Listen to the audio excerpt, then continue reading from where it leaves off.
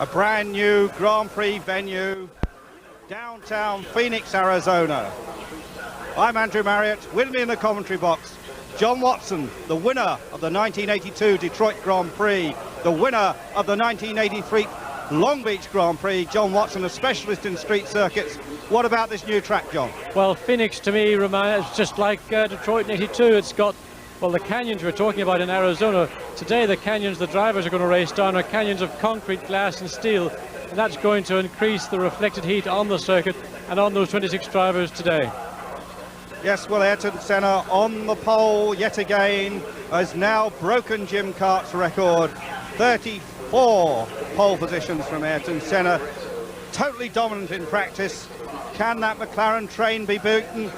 Senna, the man on form, undoubtedly the most talented Grand Prix driver at the moment, has the best package to drive. Is there any way he can be beaten? He has won 3 races in a row. The McLaren team, John, have won 18 of the last 20 Grand Prix. Are we in for a surprise? And is the heat going to be the big factor? Well, I don't think we're in for any big surprises today as regards Senna's potential to win the race. The only thing that may happen is a repeat of what we didn't know about in Monte Carlo a few weeks ago, was when Senna really had a major gearbox problem. But he very cleverly disguised that, and in fact he didn't even tell the team, and he went on to win the race. That is the only problem I imagine that will stop Senna from winning today. I'm really more concerned about Alan Prost and what is going on in his mind right now, because he's coming up to a crunch decision time, and that time is, do I either retire, do I continue in racing in Formula One, will I do it with McLaren, or will I move to another team? Yes, well, that is a very interesting point. Alain Prost, as you said, appears to be in crisis. There we see the current driver standings. Ayrton Senna, 27 points from those 3 wins. Of course, he failed to score in the opening round.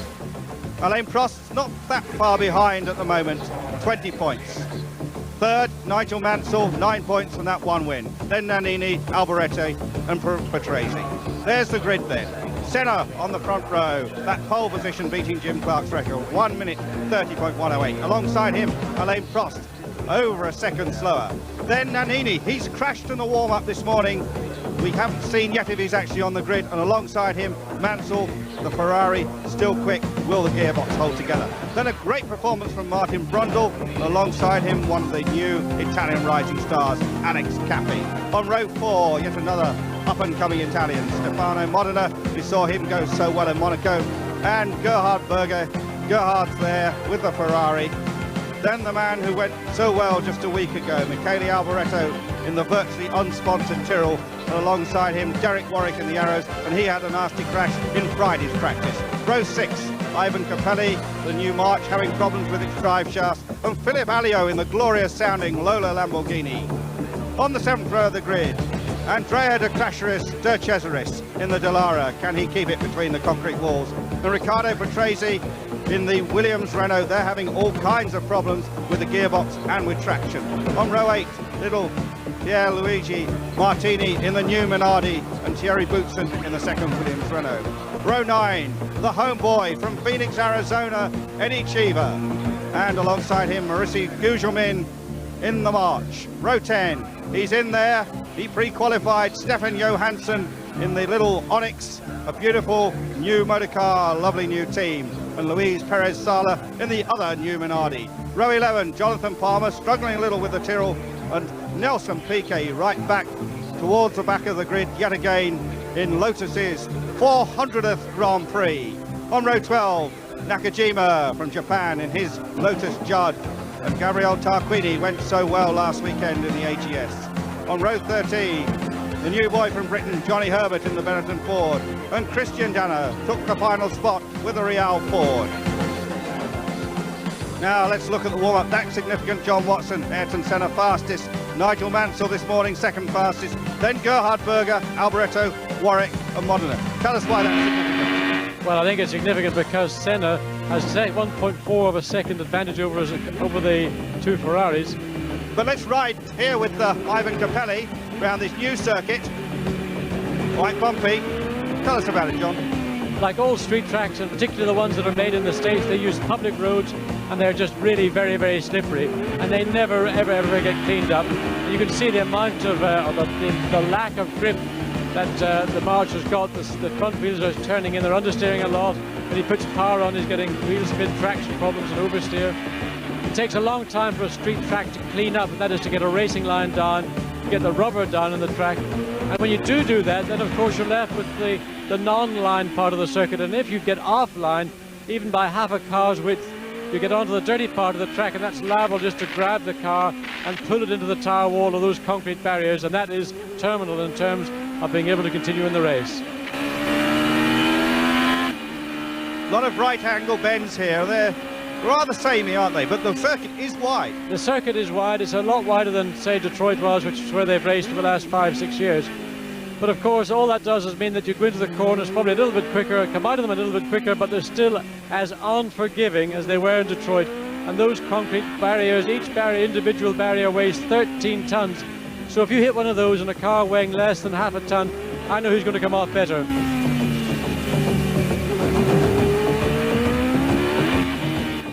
But this is really, I think the circuit has proven to be slower than most people thought before they came out to Phoenix. They had seen the map of the circuit and they had a chance maybe to get some impressions of it prior to qualifying, but the circuit has proven to be slower than they had maybe hoped it would be.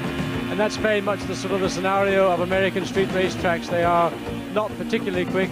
Although you've got long straights in some parts, the right angle corners really do slow the lap speeds right down. Yes, lap times, the fastest lap times for Ayrton Senna, 94.287 miles per hour, 151.740 kilometers an hour. They said the race is going to be 81 laps, but if they set the pace that we expect, the race may be flagged at 2 hours, because the rules say that the longest any Grand Prix can run is 2 hours. This race in many respects is similar to what we saw in Dallas 1984. It was the first time they had a Grand Prix in Dallas. They had a racetrack that probably was actually a very good racetrack, maybe nearer to a road circuit than we see here in Phoenix. But again, the searing heat of Dallas was like 95, 100 degrees at 7 o'clock in the morning, and it's almost as warm as that here today in Phoenix. So the heat will play a major factor, first of all with the drivers, but also obviously with the cooling in the cars. And tyres may also come in for some treatment, because it's doubtful whether people are going to make it through on one set of tyres. It may be more advantageous to make a quick pit stop and continue rather than trying to struggle through on one set. Interesting to see that here their commitment to the race is such that they have built a permanent pits block. Most street circuits like this do not have permanent pits, usually have open pits. So the mechanics very happy with this particular circuit, not so happy with their workload, because the cars did not arrive until Thursday on a fleet of trucks, and they've had a lot of overnight work. Now that looks a nasty. That looks really unpleasant. I would say there's been something in the middle of the road there. They had to take it out to make the racetrack.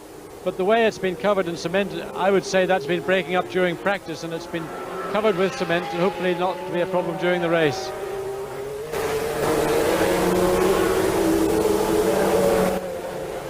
Well, Ayrton Senna, where we expect him to be, in the front. Nannini is there, despite a nasty shunt in the morning warm-up. Bruised his back quite badly.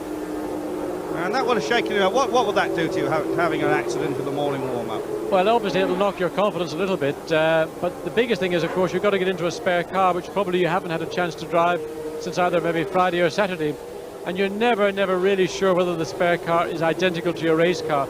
And although today the cars are built to such a standard that it's almost impossible not to have them identical, the feel is never quite the same. You've always got to make a couple of minute adjustments just to get that feel back, and at the street track, feel is so important. They're all lining up now for the start. This tremendous temperature, 90 degrees, 34, 35 centigrade. Any special preparations from the drivers? Well, they will take their normal regular diet. Some of them will probably have a drinks bottle in the car, and they will drink during the race, though I sometimes feel that's rather a waste of time. Marshals, I think, at about the 5th row of the grid, seem to be manoeuvring somebody. Now they're running back over the wall. Hello, back to, there is the green flag waving. Lights are to red. And they go to green.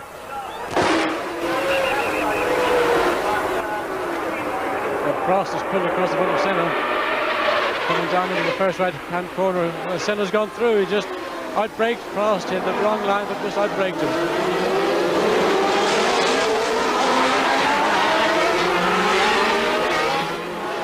corners are wide, allowing everybody to filter through with relative ease. There's the new Minardi up in the middle of the pack. You can just see how slippery it is there. Senna coming out of that corner, he just got on the power earlier, the car gave it a little wiggle. So the tyres are not up to the temperature, but the track basically is very, very slippery, and that's going to be something they're going to have to contend with for every single lap throughout the race. There's going to be no chance at all for any lapse of concentration. You're going to have to think about it and be accurate at every stage of the race. Nannini's in third place, the two Brabhams well up. Then I think Nigel Mansell, followed by Gerhard Berger. Then Brundle, Modena, like Alex Caffey. Brundle having a look down the inside of Berger, and he's locked the wheel up, and he's, oh yes. But he got away with it, he lost 2 places, but that was lucky. That just shows how easy it is. Small error of judgment like that, you could have been into the tower wall. But in the second lap of a race, well, still early days yet. You maybe make it up. Caffey going extremely well on the Dallara again.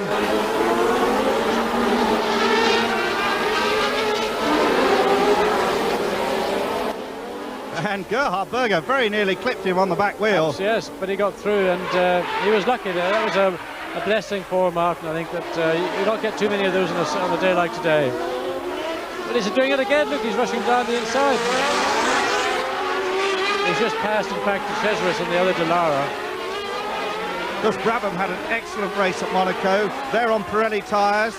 You think Pirelli have an advantage on the street circuit, perhaps? They seem to have an advantage on these kind of tracks. I don't know quite why, and I think Goodyear are scratching their head as well. But they have an advantage where the tracks have got a low average speed, as opposed to some of the very fast circuits where they're not quite so competitive. But here, I think they feel they are competitive. They've got a chance to really upset Goodyear. It's their backyard, remember, and they will be out to do everything they can to try and put it across Goodyear here in Phoenix today. The computer already showing us 7th through 12th position. Brundle 7th and then Berger 8th.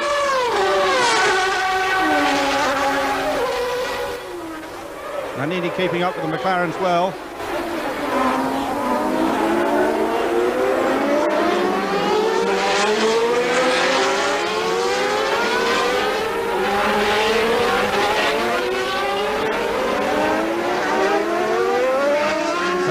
Senna in the lead.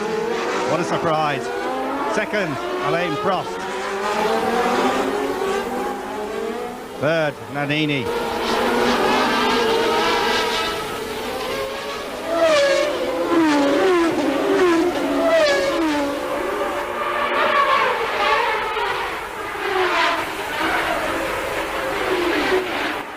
You can see just how bumpy the pit straight is. All the cars, the showers of sparks coming out of the rear of the car where the skid plates are bottoming. There've been a lot of complaints because there are manhole covers, like it's a normal street track. So you've got manhole covers in the racetrack, but there are very big dips between the surface and the manhole cover, and that's what the cars are bottoming out on, and it's taking its toll on the cars. It's a lot of extra pressure that the car doesn't really need to have, and it's something that you saw Brundle in that head-on shot coming down the pit straight was staying over to the right-hand side of the track. And maybe he's going to try and avoid them and maybe make life for his car that bit easier. Gerhard Berger seems to have dropped back a little bit, and I think that's Caffey now chasing. Well, there's Derek Warwick. Derek Warwick had a big accident in practice underneath arrows. The thing with a race like this, Andrew, is it's a very long race. It's going to be a 2-hour race, and in the early laps it's more important to just get settled and build up and establish a rhythm rather than trying to win the race in the early laps. It's never, these races are never ever won. Even though you might be in a competitive position, you've got to allow yourself to settle, get accustomed to the heat, and just wait. Don't try and do everything in the first 15 or 20 laps. It's going to be a long, long day's work today. And it'll be the guys that are strong and the car that's fit come the last third, last sort of quarter of the race that are going to be in with a chance of getting a result. Just a few seconds ago, we saw bits of paper blowing across the track. That could be a problem, couldn't it? Well, yes, it always again happens on street tracks, and especially in America. You get a lot of rubbish. You know, the fans that come, they sit in their bleachers, as they call them, the grandstands. Somebody's gone off. Yellow flag waved. Up the escape road, I would suggest. Probably, there. yeah. It looks like one of the tail enders has gone off. Senna starting to pull out. Just a few lengths from Alain Prost. So much speculation about Prost. Will he stay with McLaren? Will he join Williams Renault? Will he join a new Peugeot team? Will he quit altogether? Who knows? Only he, and probably he hasn't made up his mind yet. Well, I think he's got to make up his mind fairly quickly, because I think McLaren are looking for an answer from him within the next week or so. So unless he can get a sort of an extra few days in which he can come to a decision, there's one of the Lamborghinis. Yeah, that's Philippe Alliot. Not an unfamiliar situation for Alliot. Look, it's a long old car, isn't it? Isn't it, that V12 engine? It is a big engine. In fact, the name Lola Lamborghini sounds more like a driver than it actually sounds like a car, but he's got it going again. Oh, he hasn't. He's stalled it now. Oh, he's got it going. He's all right. No, he's not. What is going on here? I mean, this is Formula One, isn't it? Are we going to see how he did Yep. it? Yeah, turn the power on. Yeah, it's just a little bit of the back end just got away. I suspect he actually had just marginally offline there coming into the corner. That just shows you how slippery the racetrack in fact is. And you only have to be a foot, 6 inches. That rear wheel might have just caught a bit of dust or maybe some oil or something on the track. And those marshals look like they're looking for an accident themselves. They're almost falling over each other as they try to get out of the way. In America, they call them corner workers. I'd rather they were marshals, because that's what I know, and I know that marshals do a good job. Corner workers are not so experienced in Formula One or street racing, and it is sometimes a bit of a concern.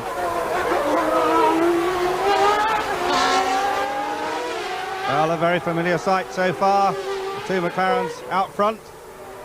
The yellow flags warning them of Alliot's parked car. I think that's parked fairly permanently. Nigel Mansell third, Alex Caffey a great fourth, Modena fifth, and Martin Brundle after that locking up moment on the first lap in sixth place. It's interesting that 4 through 6 are all the Pirelli cars, the leading Pirelli tired cars, and it is significant that at this stage they are the leading of the Ford engine or the V8 engine cars in the race at this time.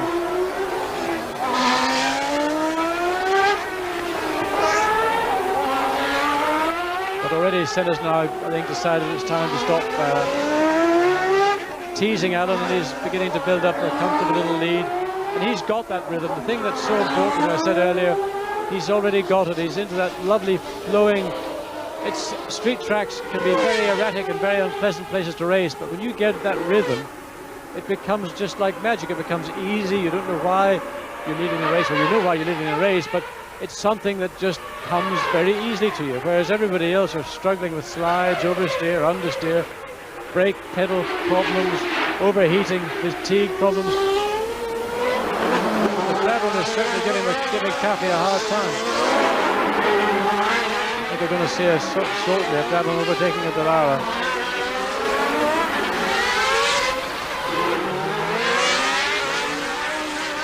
Yes, you're talking about that rhythm. You had that rhythm at Long Beach. One of your best wins, because you really did charge through the field, overtaking people where everyone said it was impossible.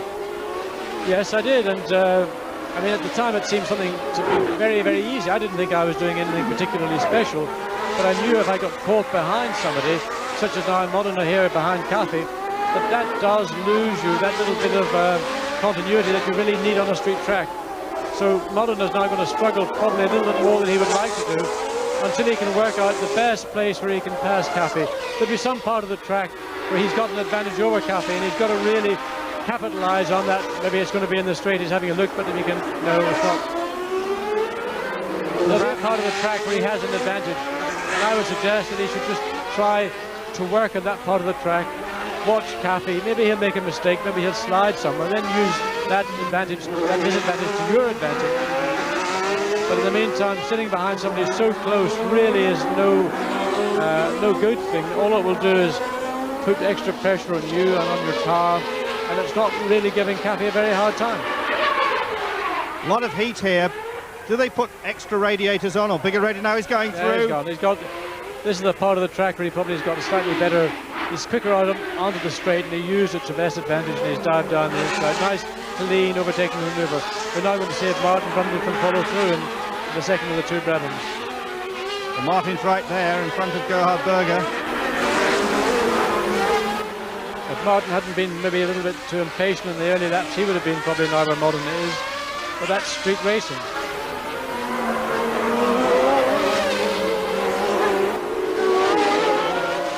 Nannini doesn't look too committed at this stage of the race. I would think he's allowing himself to, he's just driving himself back in after that morning shunt, which he got quite a shaking up in, and he's quite wise not to try and do too much too early. Derek Warwick trying to get past Andrea De Cesaris, and he can have a very wide car. Never an easy thing to do. Although De Cesaris has... Look, he's getting to the walls. Andrea's getting there. You couldn't get away from between the tyre and the walls. He has a reputation for crashing, but in fact he drove very well last year in Detroit. Andrea's one of those drivers, an enigma. He's extremely quick, and he's got no real sense of fear whatsoever.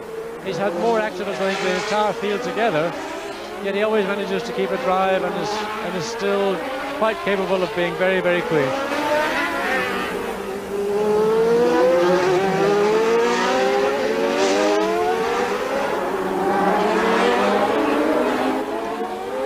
Obviously a big disappointment for a top team like Williams to be languishing down outside the points at the moment. Apparently had a problem with second gear braking in practice and qualifying, and they've also been complaining about a lack of grip, but I guess everybody's complaining about that. Now Derek Warwick tries.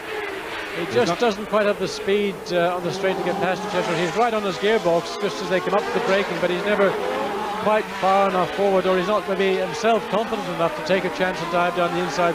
Again, just knowing how slippery the offline part of the track is. But I think if he stays behind Andrea and just does what he's doing, Andrea will make the gap for him, because it's fairly normal. His style is very press-on, and on a track that is unforgiving, it inevitably leads to a brush with the wall or something that will lose you a few places. Look, Patrese is having the same trouble. He's locked up a right front brake. He's getting a little bit impatient behind these two, because he's more than capable, I would think, of running quicker than they are doing, but he hasn't got the opportunity to get through. The V10 and V12 engines are known to be smoother. Does that make them easier to drive on a street circuit compared with the V8 that De Cesaris has in? I would say that the Honda and the Renault engine are the most flexible engines. Oops. Oh, he said it. Not quite in Warwick's side. He's got a left front corner gone. Andrea, no fault of his own this time. Derek, I have to say, was responsible for that. And that was a nice piece of driving. That was one of Andrea's better bits, I must say, but yeah, he was unlucky there. He hadn't done anything wrong. Oh, he has. He's got a right rear puncture. He's got to be in the pits this lap if he even gets round. Look, his left front wheel's hardly on the ground as the car is leaning backwards to the right. And he's locked the right brake up. He could have another problem getting back. That was unfortunate, and Derek misjudged it. He tried to outbrake him, got locked up, tagged him, and Warwick's out of the race. Here we see it again. Take us through it. He took it. He had a shot down the inside. He did what he didn't do the previous lap. He felt committed. He hit the left front brake, clipped Andrea's right rear, spun him round, punctured Andrea's right rear. But would a more experienced, or not a more experienced driver, a better driver, perhaps has seen that happening and actually gone with him down the escape road? Because Andrea just turned into him, didn't he? Very good point. I think other drivers may well have been more aware of what's happening behind them than Andrea was, because once Derek was in trouble, there was no way he was going to get out of trouble without hitting him. So Andrea, had he been aware of what was going on, he may well have saved himself a puncture, a pit stop, and virtually a lap lost. So it is something that you have to be aware of, not just what's going on ahead of you, but when people are behind you, very close behind you, as Derek was behind De Cesaris, and an overtaking manoeuvre is taking place, you should always think a little bit behind you as well as what's ahead of you. Well, particularly when somebody's alongside you with all the reels locked up, like Derek Warwick was. Yes, it was.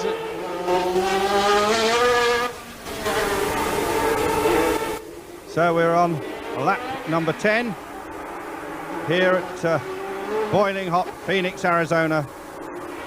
The new racetrack on the schedule, the American Grand Prix, previously held in Detroit. 2.837 seconds. Senator Prost. Prost hanging on well. Andrew, you're saying that the engines, the V8s, the V10s, the V12s, the V10s and the V10s in particular, have got very, very wide power bands, and it does make them a lot easier to drive in this kind of racetrack. Yes, well, this is proving to be a good race here in Phoenix, Arizona, inland from Los Angeles. 2,000 miles from Detroit. Now here we see some action again. Berger's trying to find a way past Brundle.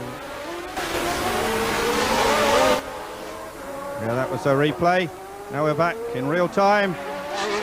We are live on Eurosport. All the action of this fascinating US Grand Prix at Phoenix, Arizona. À son stand.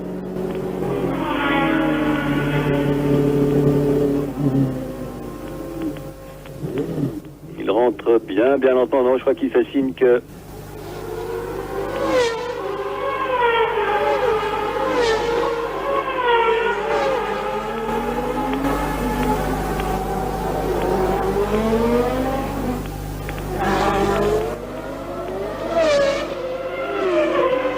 On ne sait pas trop ce qui se passe sur la voiture de Gugelmin,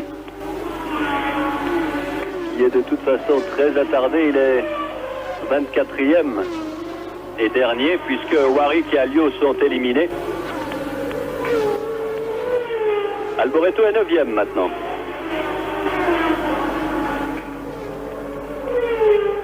Oui, on estimait que la course serait plus rapide, en tout cas sur un tour. Et là, les ordinateurs se sont trompés, comme ils s'étaient trompés lorsqu'il s'était agi d'estimer la vitesse que les bolides parviendraient à atteindre sur le nouveau Nürburgring, qui a bien vite été oublié du reste. Ici, je ne crois pas qu'on risque d'oublier ce circuit de Phoenix, car un contrat de 10 ans a été signé entre la FOCA de Bernie Eccleston et les organisateurs, qui ont bon espoir de rentabiliser leur affaire, à tel point qu'ils ont déjà prévu à qui les bénéfices seraient attribués. Ils seraient attribués à la jeunesse et aux œuvres de charité de la ville de Phoenix. Ben, il n'y aura pas de grande retombée encore cette année, puisque l'investissement est... Phoenix, Arizona, there you see the top six. Senna, Prost, Mansell, Modena, Caffey, Brundle. After him comes Berger, then Nannini, Alboreto. That's the top 9. And Alain Prost is not letting Ayrton Senna get away at all. But the two McLarens have pulled away from Nigel Mansell. There he is. Stefano Modena, the youngster from Modena in Italy, is charging after the Ferrari. One day perhaps Modena will become a Ferrari driver, but not next season, because it has been announced that Modena has signed, together with Martin Brundle, to continue with the Brabham team. With me in the commentary box, an expert on street racing. He won at Long Beach, he won at Detroit, John Watson. John, so far, Senna, the master, but Prost going with him. Do you think Prost has perhaps got back some of that lost confidence? Too early to say. I would think that this kind of circuit is not really something that Prost is terribly fond of, but he's hanging in there. He's about 2 seconds, a second and a half behind Senna. And really all he has to do is just try and stay there. I don't think he's going to be in a position to seriously challenge Senna unless there is a major problem with Senna's car. And there's a problem for a man who was running so well early on, Sandro Nannini. The problem with the Benetton, not a very hurried pit stop.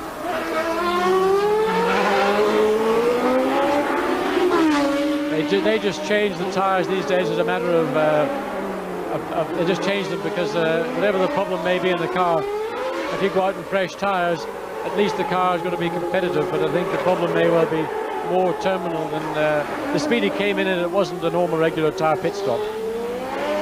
Yes, we've expected that this circuit will be punishing, that will be a lot of retirements. And Nannini gets out, he is a retirement. He's a retirement. And there's another man who's been in the pits a long time, Mauricio Gugelmin. They're changing something electrical. Well, they're doing is no, they're not. Brakes. They're bleeding the brakes. He's got a brake problem. They're bleeding the brakes, and or they're attempting to bleed the brakes. Not getting very far, I think, by the looks of things. The colourful crash helmet of the Brazilian. Had a superb race on his home Rio track, but has had problems ever since. This is the new March, the Adrian Newey designed car with the new small Judd V8 engine. And under the iceberg bridge goes Ayrton Senna. Iceberg, I believe, is an Italian leatherware manufacturer and a relatively small company. A big investment for them backing this Grand Prix. Yes, it certainly is, and I think we're getting good value for money from what we've seen so far as well. So two of those sponsors. Marlboro have been in the sport since 1972, backing winning cars. Just look at the amount of rear wing that the McLarens are carrying. That's like a barn door. And there's nobody can carry the amount of rear wing that McLaren have. And that spells to me two letters, HP, horsepower. That is a lot of horsepower in the Honda engine. They've got a rear wing on the car that probably would cost them about 100 horsepower on most normal circuits. Yes, in fact, you see it very well compared with the car he's just about to... Indeed you can, and that just indicates just how powerful the Honda engine really is and how much of an advantage they have over everybody else. And in fact, to such an extent that there was a meeting held in Phoenix concerning the competitiveness of everybody else vis-a-vis the McLaren team and what it's doing to Formula One. Yes, well, Mr. Bernard Eccleston, the boss of FOCA, thinks that they should actually be handicapped. If a car wins a race, then it should make a pit stop or perhaps have some weight added on.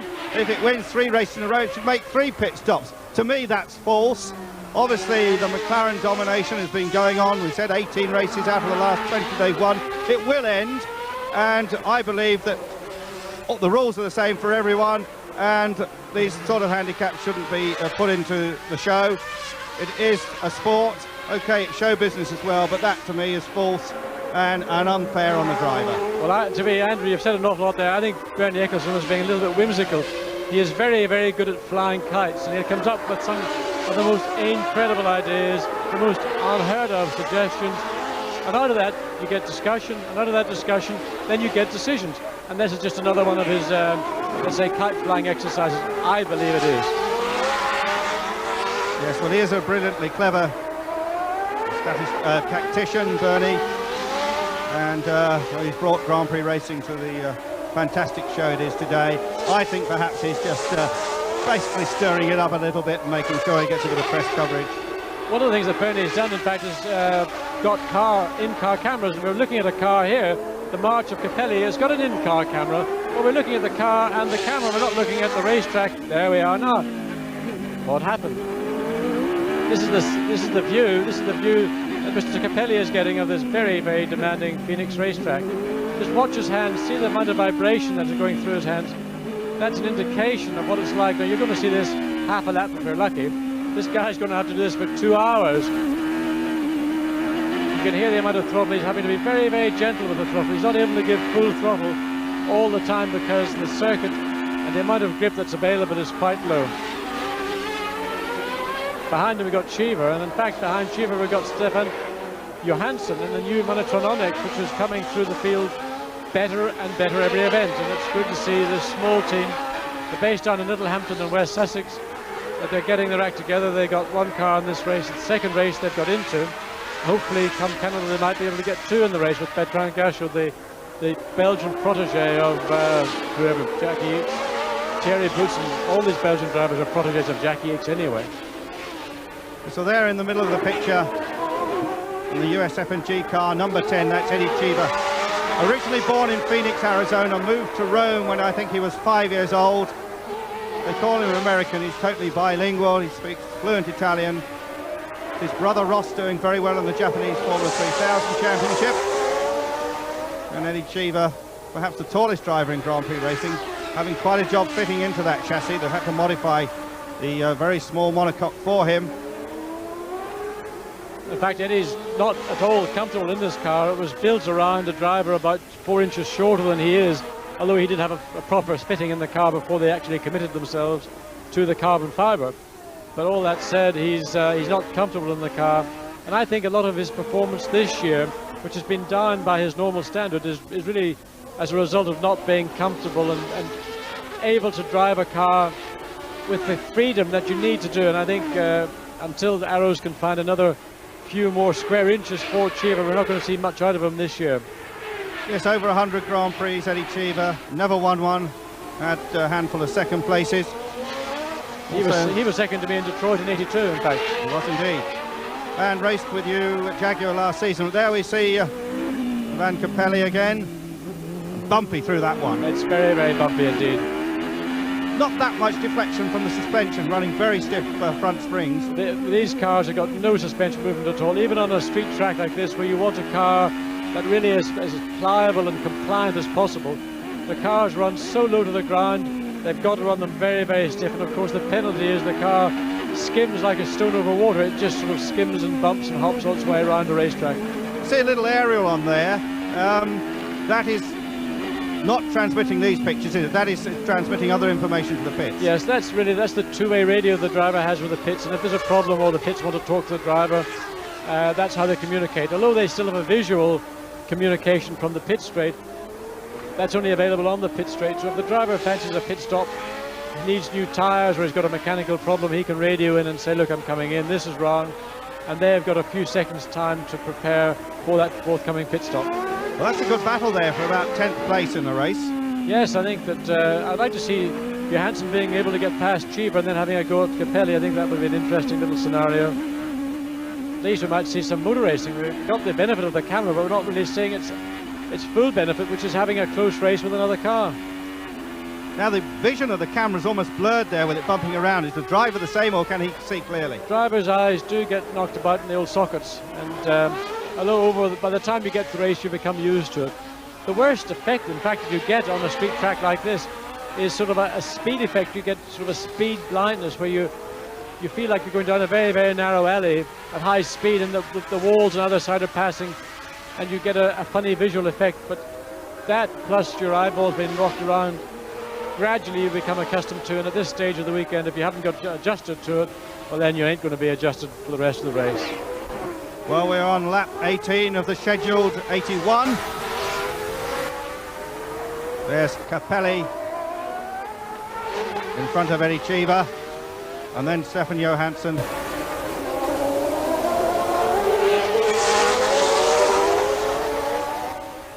The Arrows team put together by Jackie Oliver, a winner of Le Mans some years ago, and there's the leader of this race, Ayrton Senna, attempting for his 4th straight victory.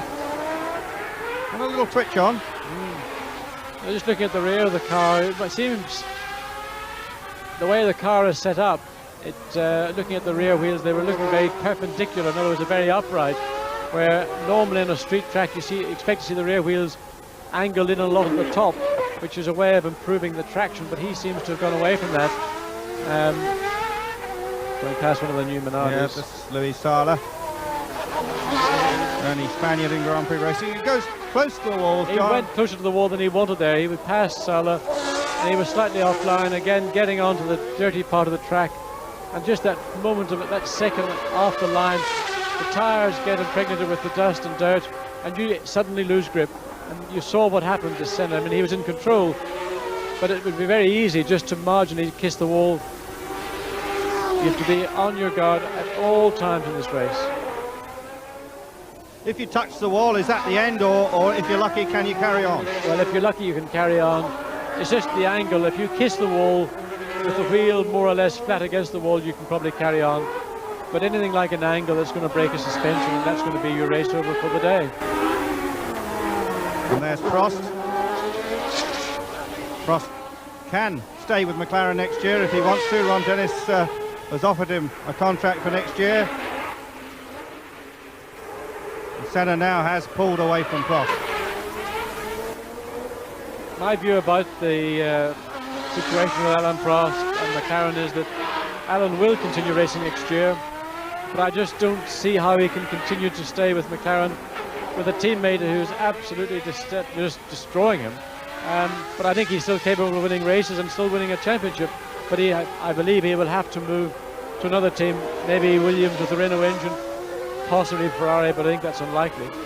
If he doesn't do one of those two things, then the inevitability of retirement becomes more and more realistic. But I still think that there's a lot of racing and a lot more Grand Prix wins in Alain Prost than what we're seeing right now in 1989. Again, we see Capelli, this battle which for 10th position. Capelli, Cheever and Johansson going well in that very narrow little Onyx. Your favourite team, because they are literally your neighbours down on the south coast of England. Yes, they're a lot of my mates, let's say, the engineer, designer is Alan Jenkins, and he worked with me at McLaren in 1982-83. Mike Earl, who's the team director, I would say, today, I've known since the early 70s in Formula 2 when I began my international career. Well, we have the two McLarens out front. Will there be gearbox problems? Will the heat start to get to the drivers? We'll be back in a few moments. J'ai perdu sur Senna tout à l'heure. Difficile d'envisager une pénalité. Il faudrait mieux encourager les équipes à travailler plus encore pour essayer d'atteindre, ou en tout cas d'approcher, le niveau de ces McLaren Honda. Senna Prost, il y a 5 secondes 6 et non plus 8 secondes 112 maintenant.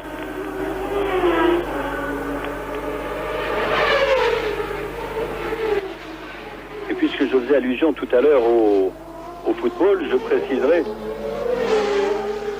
que la semaine dernière au Mexique, il y a eu un match de football entre les mécaniciens de Ferrari et les techniciens d'Olivetti contre les commissaires de piste du Mexique, un match très sérieux de 2 fois 45 minutes. Et les Italiens ont battu les Mexicains sur le score de 5-3. Alors que Berger est maintenant inquiété par Patrese. Berger qui est 7e. Et Patrese allume ses roues où ça n'a pas passé très loin. Mais il va bientôt devoir, peut-être sur la rectiligne qui suit ce virage à droite, il va devoir céder la place. Ici, nous sommes à bord de la voiture de Capelli. Oh, qui attaque Capelli. Il passe. We're back live at Phoenix, Arizona, where Ayrton Senna leads the Grand Prix of the United States from his teammate Alain Prost. Nigel Mansell having a good race for Ferrari. Will his gearbox last? Stefano Modena in the Brabham is 4th. Alex Caffey is 5th. Martin Brundle is 6th. They are working lap 21 of the 81. And here we see a bit of overtaking action in slow motion. That is 8th place being grabbed there by Ivan Capelli. And that was a good pass, a very good pass, a difficult circumstance and a very good pass. Patrese had been shaping up to have a go at Berger, and he was caught, I think, slightly unawares by Capelli behind him. Case again of the driver looking forward and not remembering what's happening in his mirrors. There is Berger, Capelli, Patrese.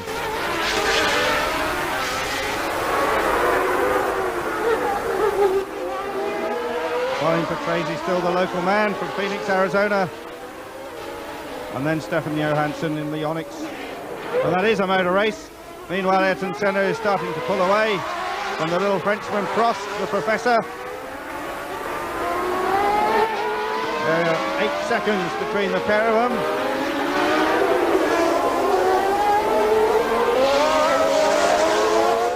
Mansell in 3rd place is 11 seconds down on Prost.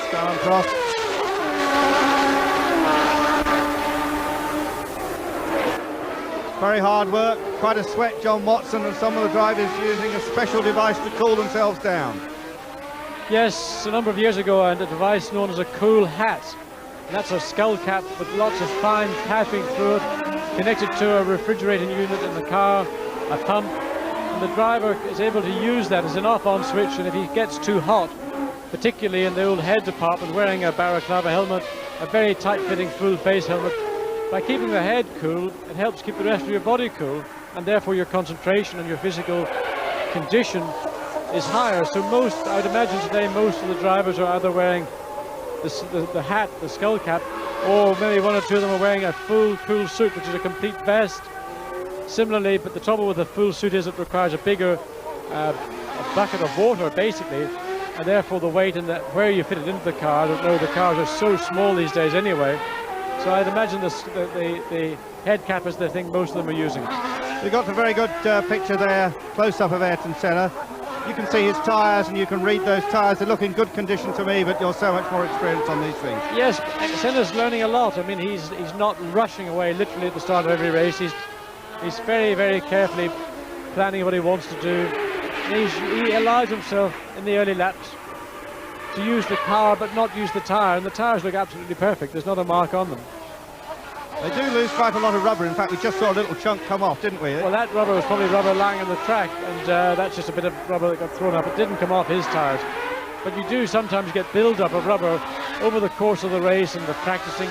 There will be rubber on the side of the track, and it gets thrown onto the line, and that's what you see sometimes being thrown up. It's not the rubber from the tyre on the car, it's just loose chunks of rubber on the racetrack being thrown up in the air. When you see a tyre on the car go, then you realise it is the tyre on the car that's gone, because it's usually very dramatic. Look at happened Mansell in Adelaide 2 years ago. Yes, most of these competitors on Goodyear tyres, they've been in Grand Prix racing a very long time and have had an unprecedented number of victories. Pirelli rejoined the show this season. They appear to have a competitive tyre here. Goodyear obviously love to win on their home ground.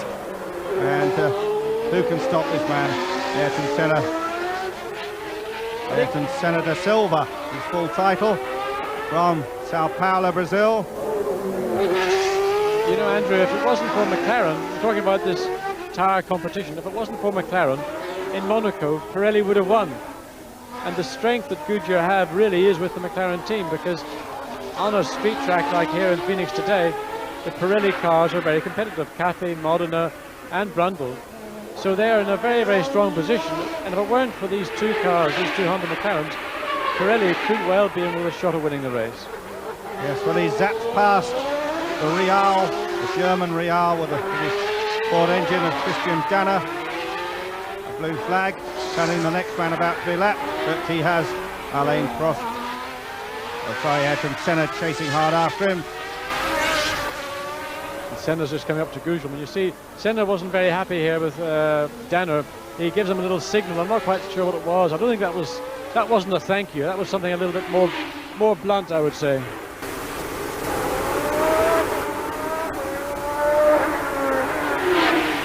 And now it's Gougelman. Gougelman spent that 2 or 3 laps in the pits.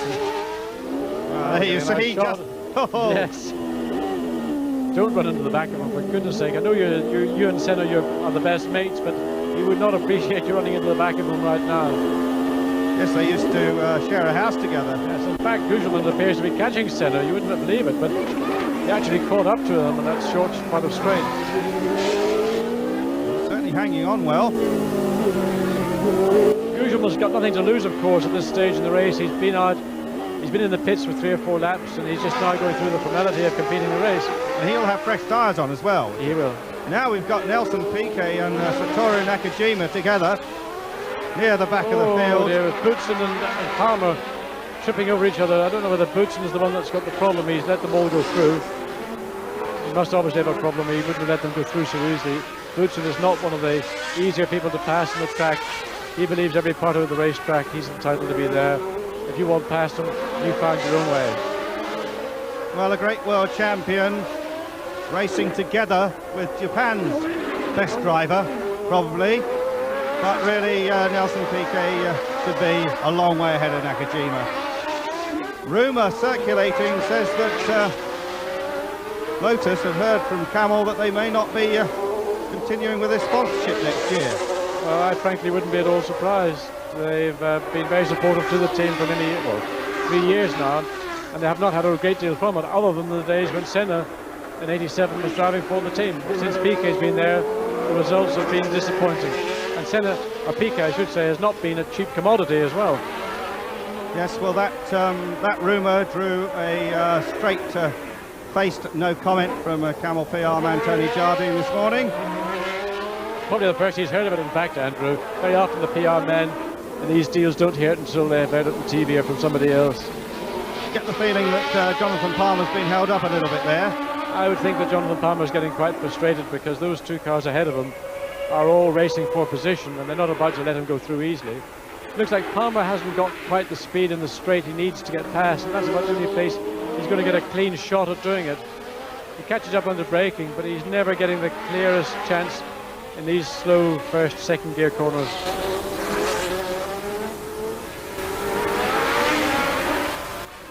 There's Terry Bootson. And he's got a puncture, his right front wheel locked up, so I think the left rear's punctured.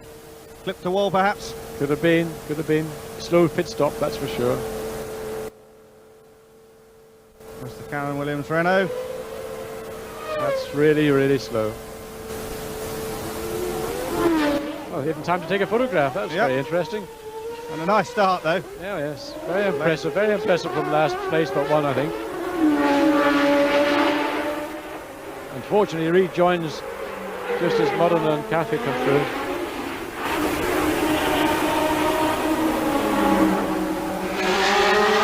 Yeah, they're battling over fourth and front into Cesarus. Yeah, Cafe is 25 years old from Rovato in Italy. And very much an emerging talent, as is the Dallara team, of course. It's a very good team. We mentioned in Mexico last week, the designer of this car is now the designer of the Brabham. So you can see the family likeness is very, very close indeed between the Brabham and the Dallara. Oh, Cafe try, and he's done it. Good pass. Nothing wrong with that at all.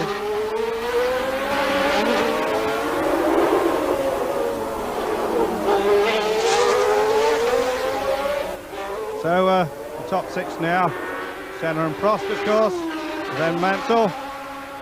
Then we have this man, Alex Cafe, followed by Modena. And Brundle hanging in there. Lutzen will be a lap behind now. Cafe actually seems to be able to pull away relatively easily from Modena. So it looks like last year's design car by the same designer as this year's car works better.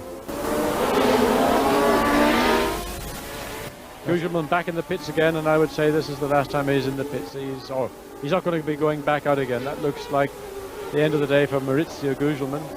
It's a shame because some of the pictures were quite good. That car's certainly got a lot of potential, still some problems with it, but I'm sure that team's going to sort that out.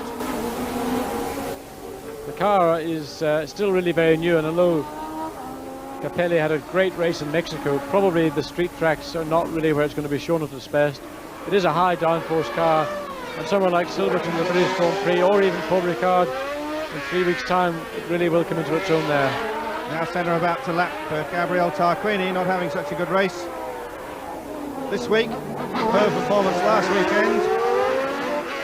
And he's got Johnny Herbert right on his gearbox. Tarquini, yet another of these young Italians. Quite extraordinary how this talent has come out of Italy. A lot of it, I think, as you said a week ago, John, because of all the sponsorship there is in motor racing in Italy. And there you see, let's, from the computer, take it. Senna and Prost separated by 6 seconds. 21 seconds behind Prost is Mansell. Fourth is Cafe. Fifth and sixth are the two Brabhams. And Cafe, Modena and Brundle all running close together.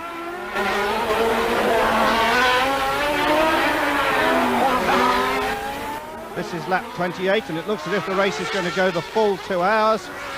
May not go the 81 laps. Calculation suggests it will be around 79-ish.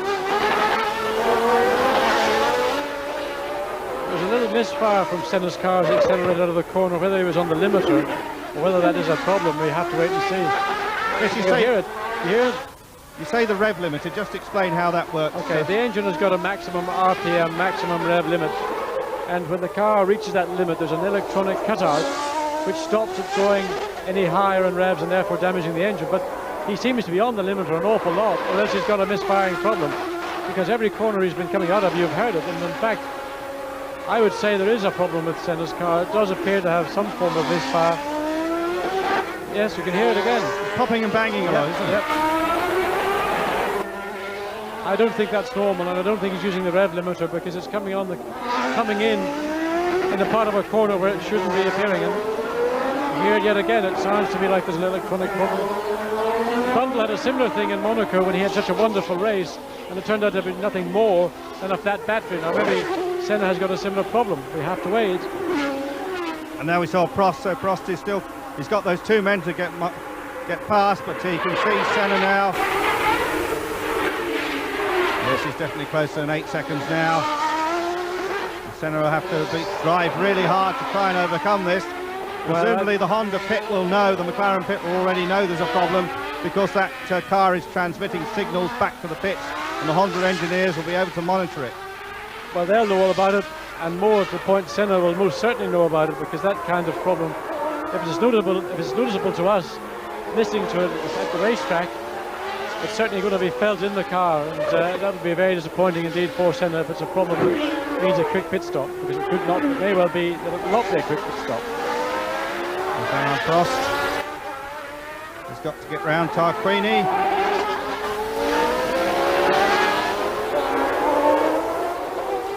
Frantically waved blue flags, telling Tarquini that Prost is about to pounce.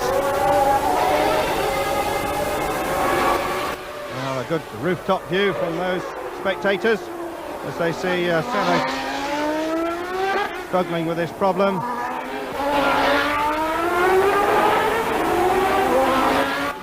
Prost much closer now. Yes, he is closer. For a minute I thought the problem might have been the bumps, because in some of the corners, in fact, other cars are making similar noises. And when you get a very bumpy corner, the wheels patter and it causes an irregularity in the engine note. But I would say that is a problem. Prost has definitely closed up to Senna, even having to get past Tarquini. So we're looking at a problem, I think, with Senna's car. Yes, just about 3 seconds in it now, but Prost has got Senna in his sights over that bumpy section there.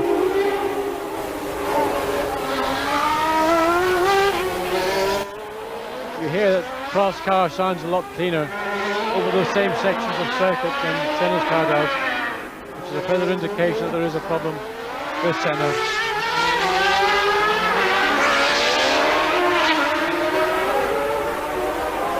Yes, the computer says 3.6. It could be closer than that now.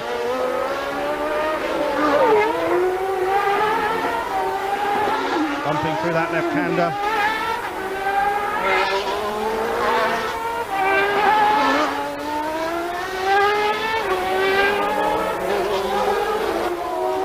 Well, it's turning out to be a real battle. Let's rejoin it in just a few moments.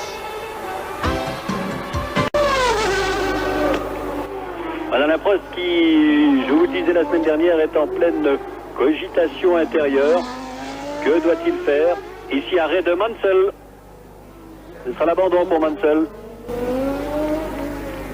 Ne fût-ce que parce qu'il est poussé. Alors, Prost se demande ce qu'il doit faire. Doit-il continuer la compétition? Si oui, doit-il continuer chez McLaren?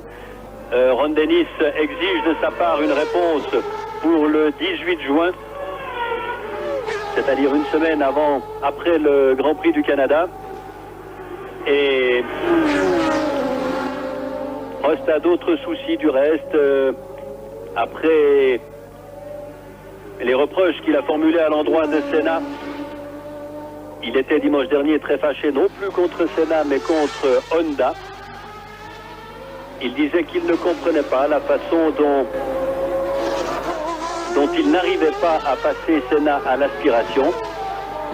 Meilleur tour pour Senna. À moteur égal, en sortant du banking dans les roues de Senna, il devait garder le pied totalement au fond pour garder l'aspiration, mais pas question de sortir. Il estimait donc que la puissance du moteur de Senna devait être supérieure, ce qu'il tentait de prouver en disant qu'il avait consommé 11 litres d'essence de moins durant la course. Has Ayrton Senna got a problem? Is his engine misfiring badly? Alan Prost has closed. With me in the commentary position, John Watson. Well, it might be a problem, but it's not slowing him that much. No, but also Modena got a problem. Stefano Modena has just been passed by Senna, and that's not being lapped. He's got a problem, so he's on his way into the pits also. So suddenly two of the front-running cars have now got Mansell's in the pits, and I would say out of the race. And Modena looks like he's going into the pits and probably will be out of the race also. Well, I have just shown Senna as getting the fastest lap, but we think he's got a problem. There is Prost. About 3 seconds.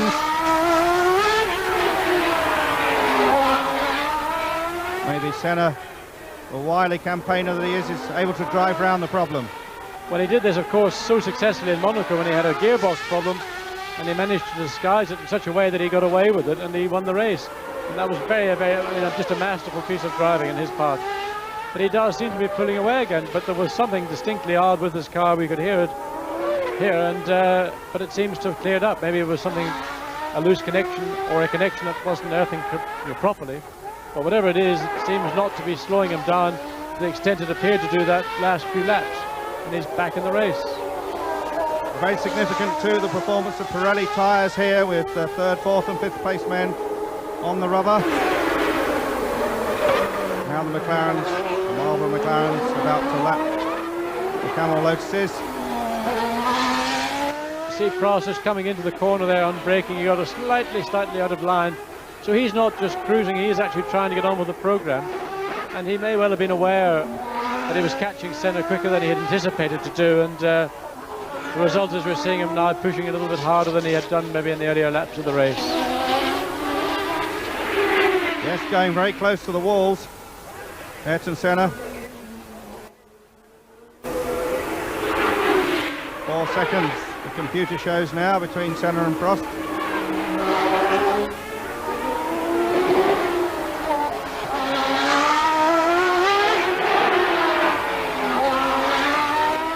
McLaren's built in Woking, Surrey, England. A bit of American space technology in there from Hercules, and they do have a different kind of carbon fibre to most of. Oh, there is Modena. Yeah, in the pits now. He's looking at the brakes as well, I think. Yes, probably he's got a very long brake pedal. Maybe the pads have overheated, or sometimes the brake fluid in these brakes gets so hot. The carbon fibre discs that the cars use, they glow red hot. And the fluid just gets hotter and hotter, and then it starts to boil and evaporates, and that's it, you've got no brake. So he may well have had to come in and have a brake lead.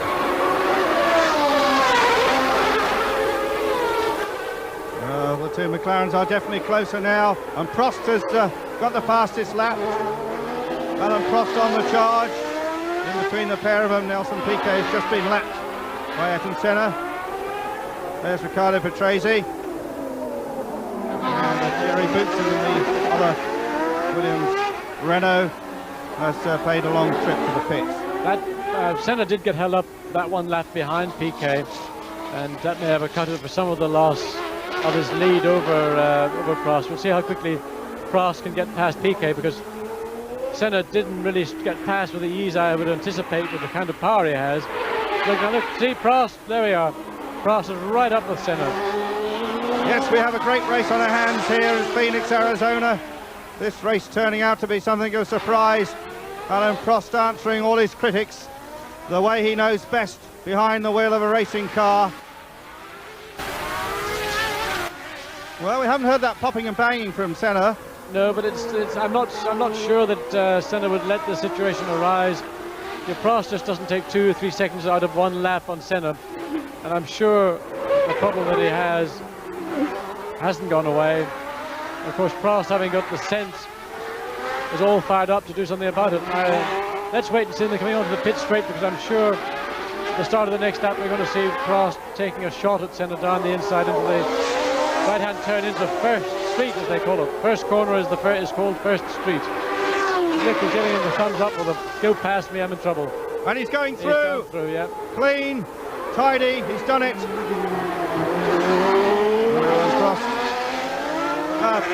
There have been gearbox problems with the McLarens. Indeed, Senna had a problem in Monaco. Could it be that? Yes, it could be.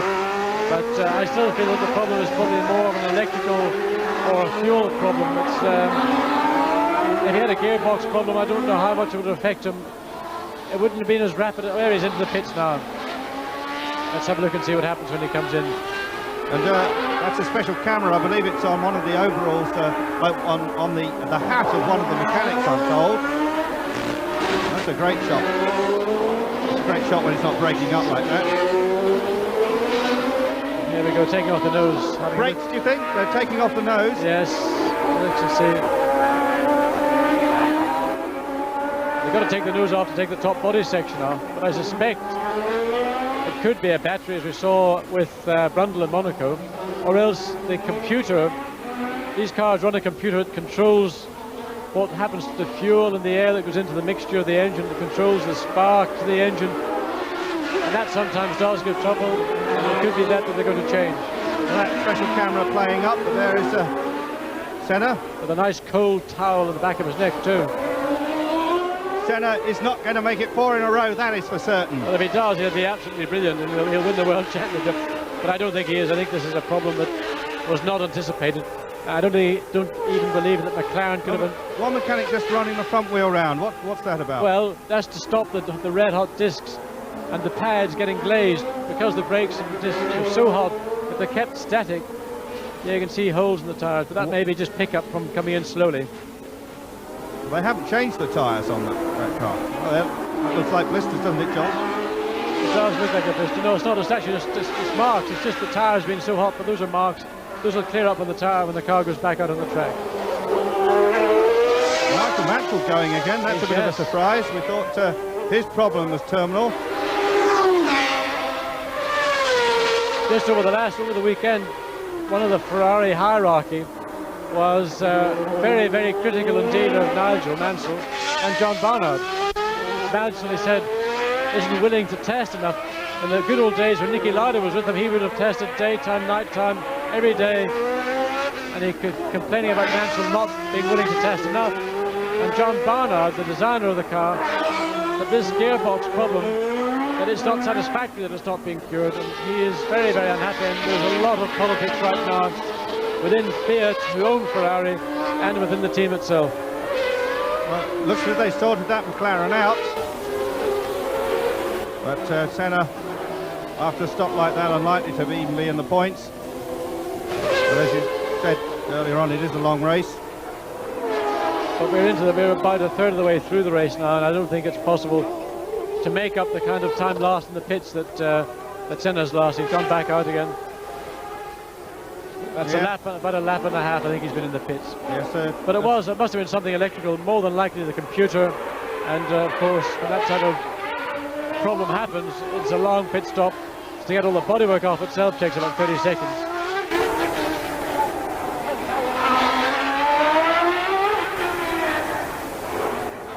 Well, we have the incredible situation now that Alex Caffey is in second place in the Dallara. What a fantastic fillip for that team. And the young Italian driver, there you see, 42 seconds behind Prost. And Gerhard Berger in third place. Patrese fourth, Cheever fifth on home soil, and then Martin Brundle. Well, these street races, particularly the first race on a new racetrack like Phoenix, can often throw up odd results. Look at Detroit 82. So no one anticipated the result that happened in Detroit 82, or in fact at Long Beach 83 for that matter.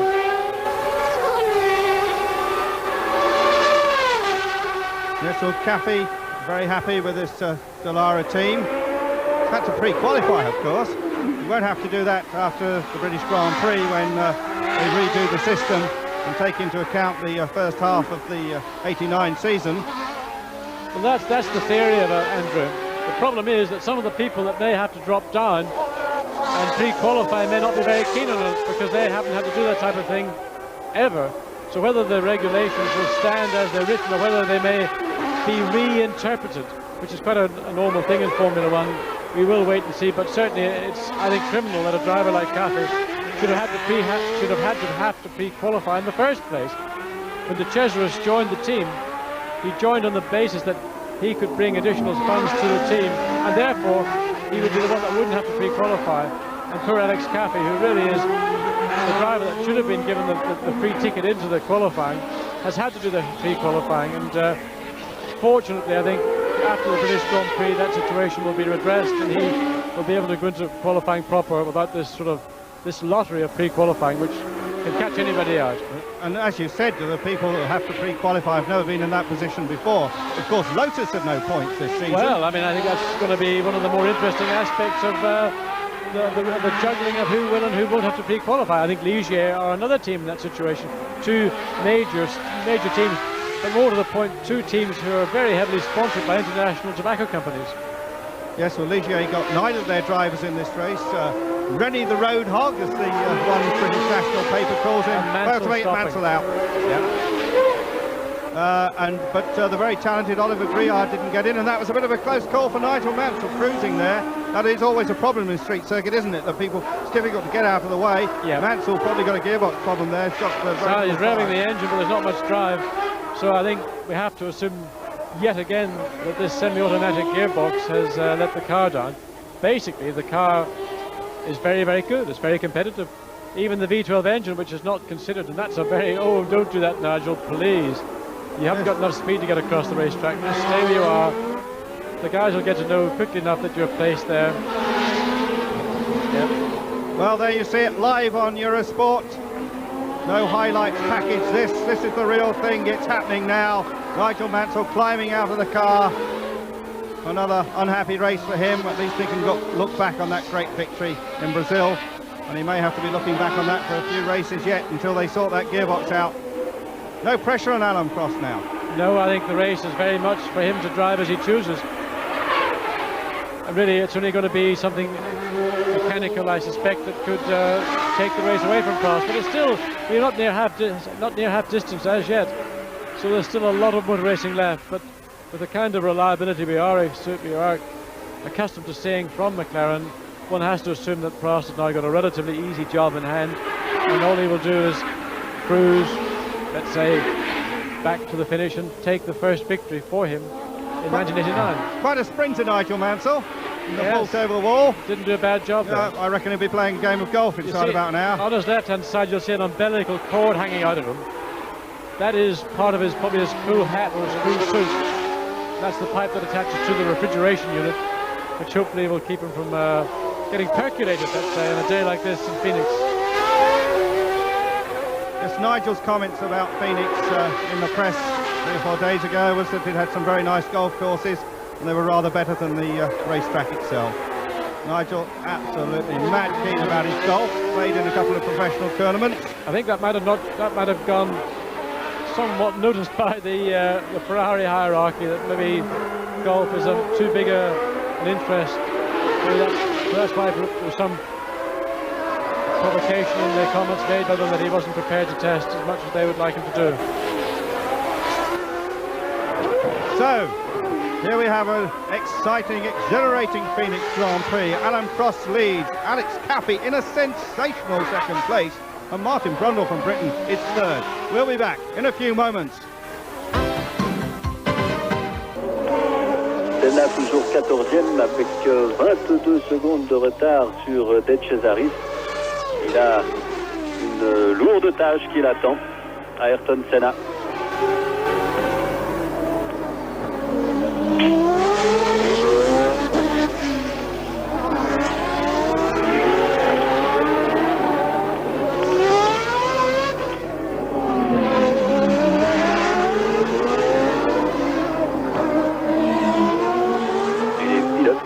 En course, comme les commentateurs de télévision du reste.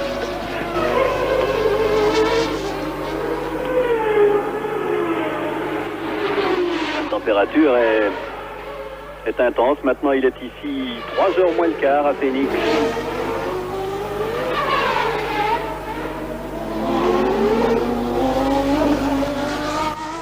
Et Senna est en train d'administrer. We're back live at Phoenix, and there's an unusual leaderboard. Alain Prost leading, Alex Cappy, the young Italian, second. We're showing Gerhard Berger in third place, Patrese fourth, Eddie Cheever fifth, and Martin Brundle in sixth. Best lap so far to Ayrton Senna. He's got fresh tyres on after a long pit stop. Senna now down at the back of the field.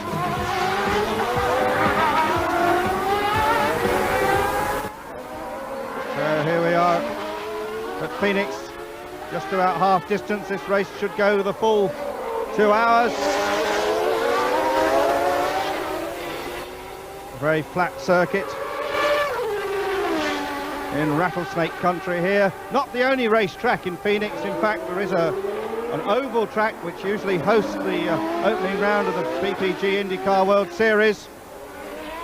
And we're absolutely delighted to see last week that former world champion Emerson Fittipaldi winning the Indy 500. So Emerson has raced in Phoenix, but not at this racetrack. John Watson, my co-commentator here, and a man with great street racing experience. John commenting to me in the break that he feels that quite a few people will be having brake problems, and we'll be wondering if Martin Brundle is in that problem now. There we go, there's one of the buttons. It looks like it's had a brake problem. That's Modena.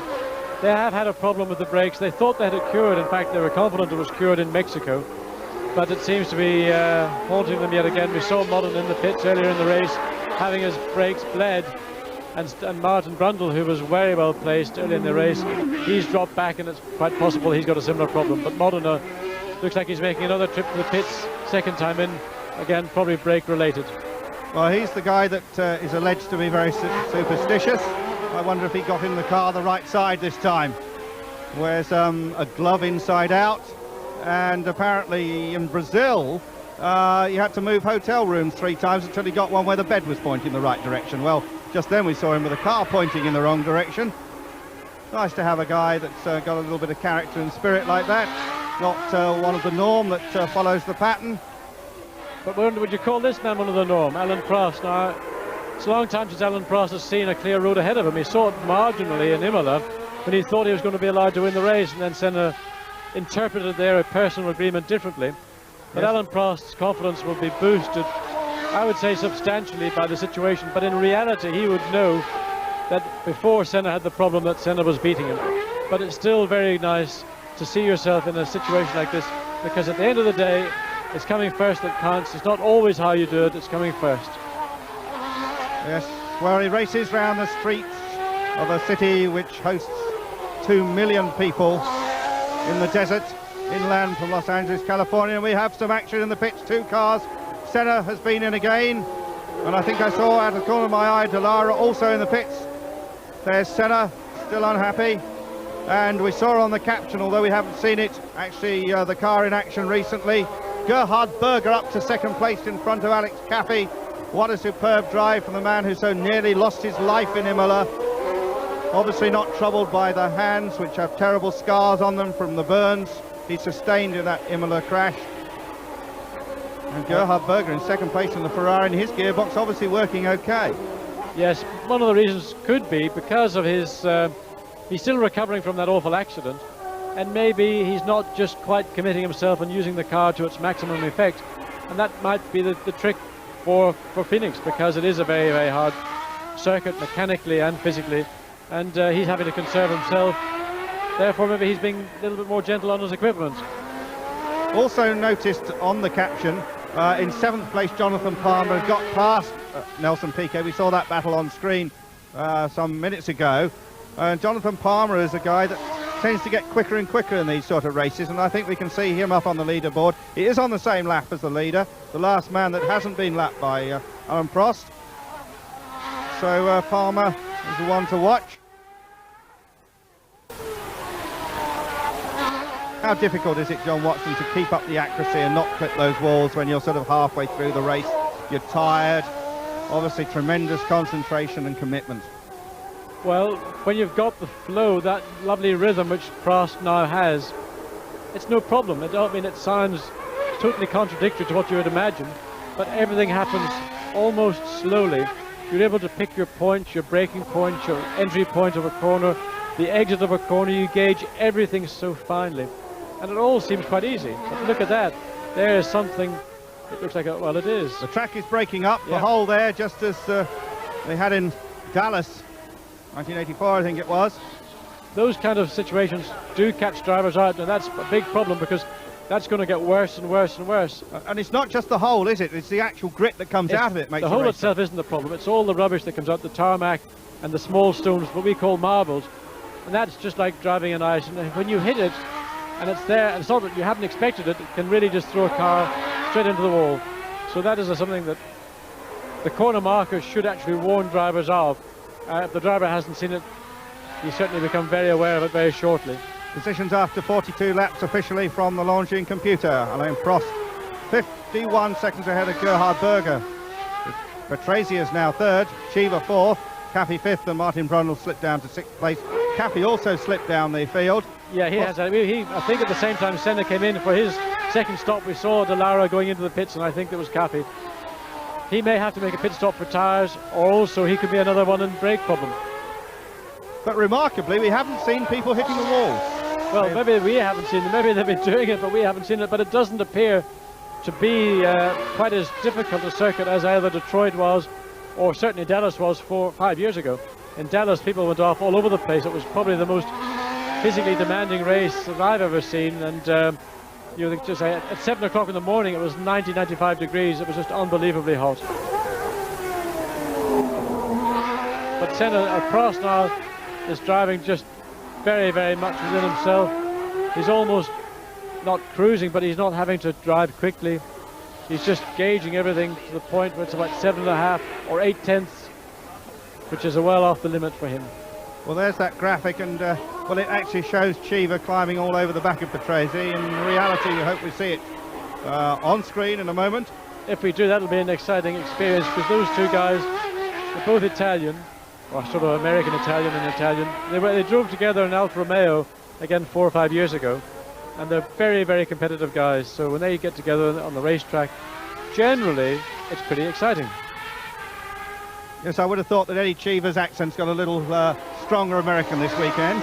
Yeah, it is fairly bilingual when it really is to his advantage, and I would think right now this weekend he's very much an American boy. Started very young in motor racing, about 17, 18 years old. There is Berger now, and that Ferrari is holding up well. And so is Gerhardt himself.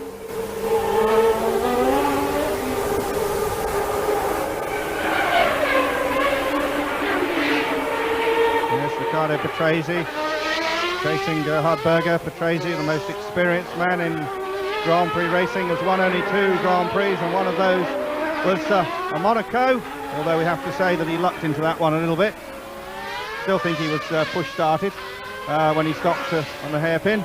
Yes, I think the guards were on his side that day, but it was a very funny day. It rained just towards the end of the race, and I think in the space of 5 laps we had about 5 different leaders. But he led on the lap that was important, and that was the last lap. But he may well have received what is known as outside assistance, but it didn't get taken any further, and he was given the victory. Well, there we do see now the battle between Riccardo Patrese from Italy and Eddie Cheever, who has Italy as his adopted home, although in fact he lives in Monte Carlo these days. Lived in Rome for a long time, although he was born here in Phoenix, Arizona. Patrese goes past Gabriele Tarquini in the AGS. And he lets Cheever go through. That's sometimes something... There's a Brabham. Which one is that? 7 is Martin Brundle. It's another brake bleed session, I think. All 4 wheels are off.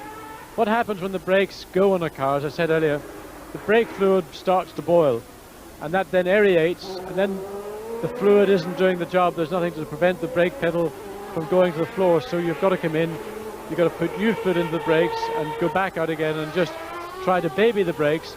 But in just the heat of the day and the brake system that Brabham's having, it's not good enough. Formula One teams react very quickly to problems, and are likely to have that right even for Montreal in 2 weeks' time. Well, in Montreal they will need it, because if you think that it's hard on brakes in Phoenix, Montreal is without question the hardest racetrack I know on brakes, and it's also one of the longest brakes. So it's a race where fuel and brakes are at a premium.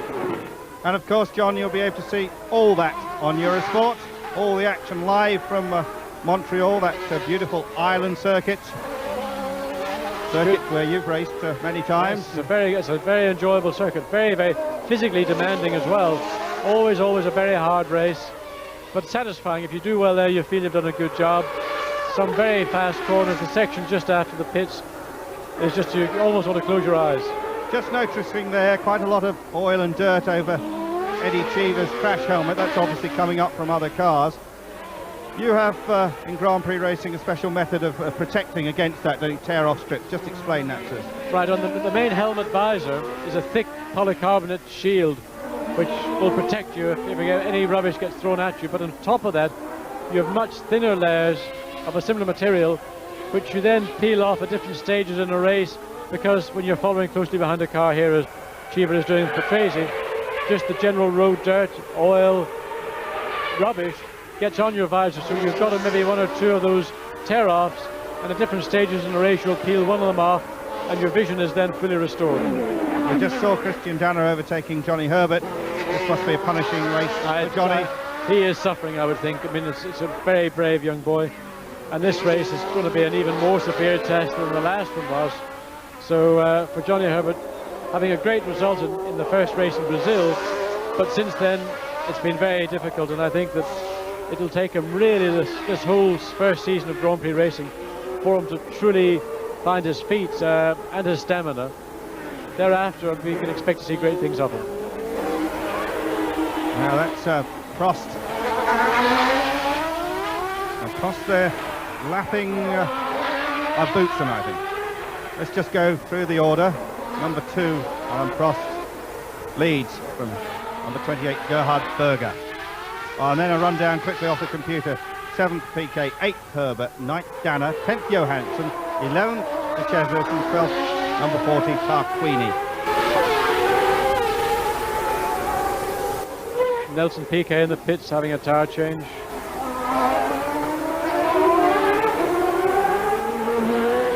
Well, that looks to be about the best pit stop we've seen all day, and it still wasn't a brilliant one, I would have thought. Yes, a good crew, the Lotus lads, and they must be pretty depressed about this season. It's disappointing, I think, for lots and lots of people. Lotus are a great team, but look at Cheever, look at him diving all over the place, trying to unsettle Patrese into making a manoeuvre that he wouldn't want to do. The Formula 4 type weaving there.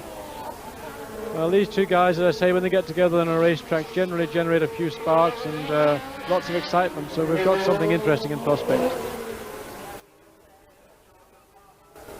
Palmer behind Caffey. Again, that's quite a nasty bump. It's there, a very bad bump. In fact, I think part of the time they are doing it to avoid the bump, but it also has the benefit of if a driver sees something in his mirrors and then it's not there, then it is unsettling for Caffey, as it was for Patrese, to have Cheever right in his gearbox, then suddenly not be where he expects him to be. Well, a little reminder there, John, of your 5 Grand Prix victories, and of course the most glorious of all when you won the British Grand Prix.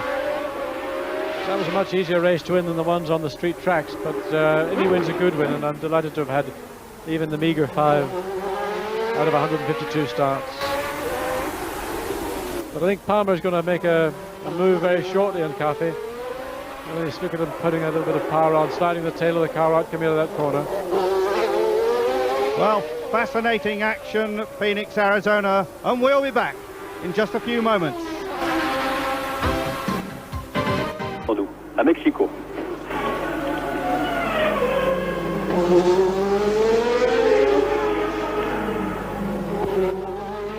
L'écart entre Patrese et Cheever est très faible aussi, 606 centièmes de seconde. Le combiné est guère plus élevé. Au petit travers de Palmer, vous avez vu comme ça se paye tout de suite.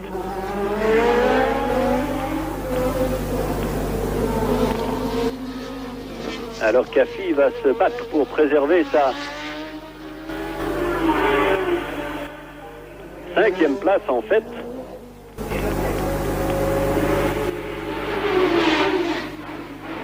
Prost, Berger, Patrese, Cheever, Caffey, Palmer 6e, précédent Danner, Johansson 8e, 9e Herbert, 10e De Cesari, 11e Piquet, 12e Tarquini, 13e Boutsen, 14e Salah, et Senna n'est pas reparti. Il est à 4 tours, Senna en ce moment, non, il n'est pas reparti.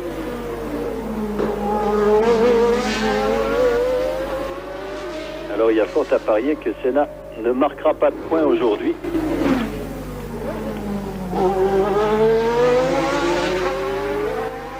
Et Caffey semble, ici c'est une minardie que l'on...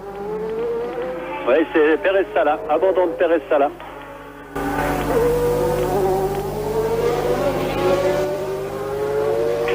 Qui occupait la 14e place. 14e et dernière place. Et Caffey a repris un peu ses distances par rapport à Palmer. Well, there are the positions. Prost still leading from Berger, Patrese third, having a great battle with Eddie Cheever, fifth, Alex Caffey, and now up into sixth place. You see him there, Jonathan Palmer, Dr. John, chasing after Alex Caffey.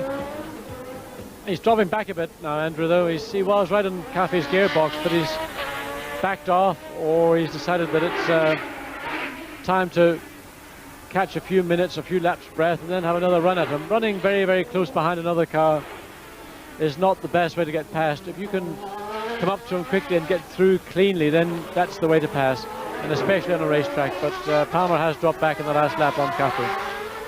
But here's the next bit of excitement, yes. But Patrese and Cheever are still at it. They're not going to give up. And they're close behind Gerhard.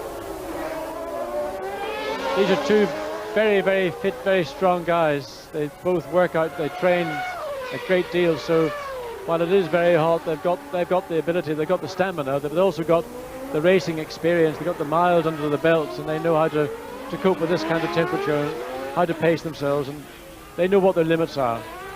Yes, Eddie Cheever, certainly in his early days in Formula One, was a vegetarian. I don't know if he still is, and I don't know how that affects a diet, because you've worked under the regime of Nicky Lauda's great doctor, of course, and he thinks that a very carefully controlled diet is so important to Grand Prix racing. It is, and I think a pure vegetarian or a vegan, let's say, diet is probably not ideal for Grand Prix racing. At the same time, I don't think eating a lot of meat is very good either. There's a balance in between, somewhere in the fish or chicken line, I believe, but a pure vegetarian diet. I think Eddie went off about 5-6 years ago, and he felt that his stamina increased by adding a small amount of meat into his diet.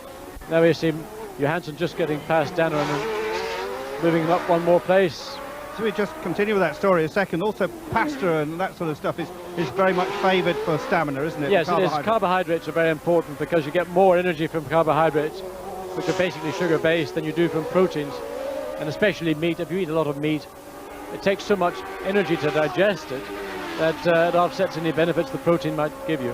Well, let's talk about this man, Stefan Johansson, and particularly that car in ninth place. Stefan Johansson, the Onyx, the team he's been very close to.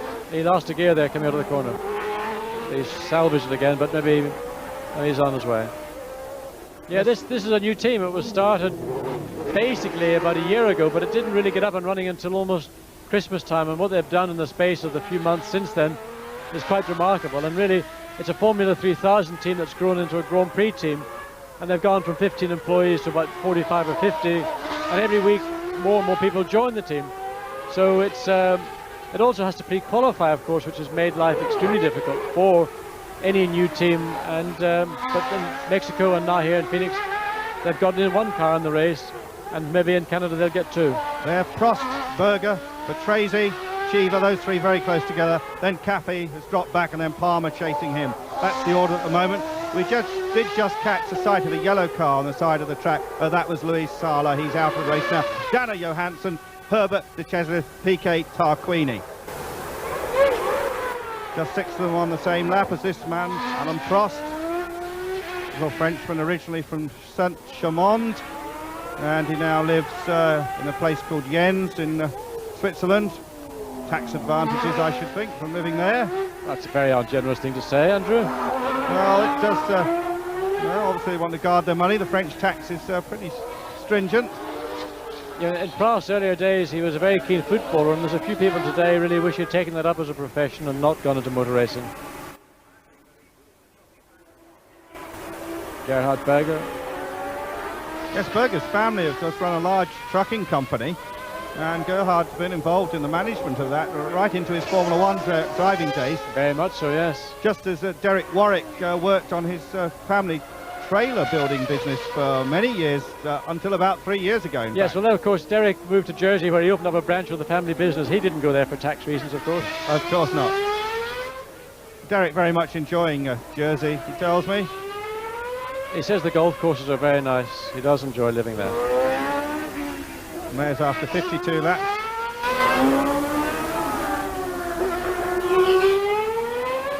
The race, we feel, will go the full 2 hours, and not many races have done that in the dry, making it one of the longest Grand Prix for a long time.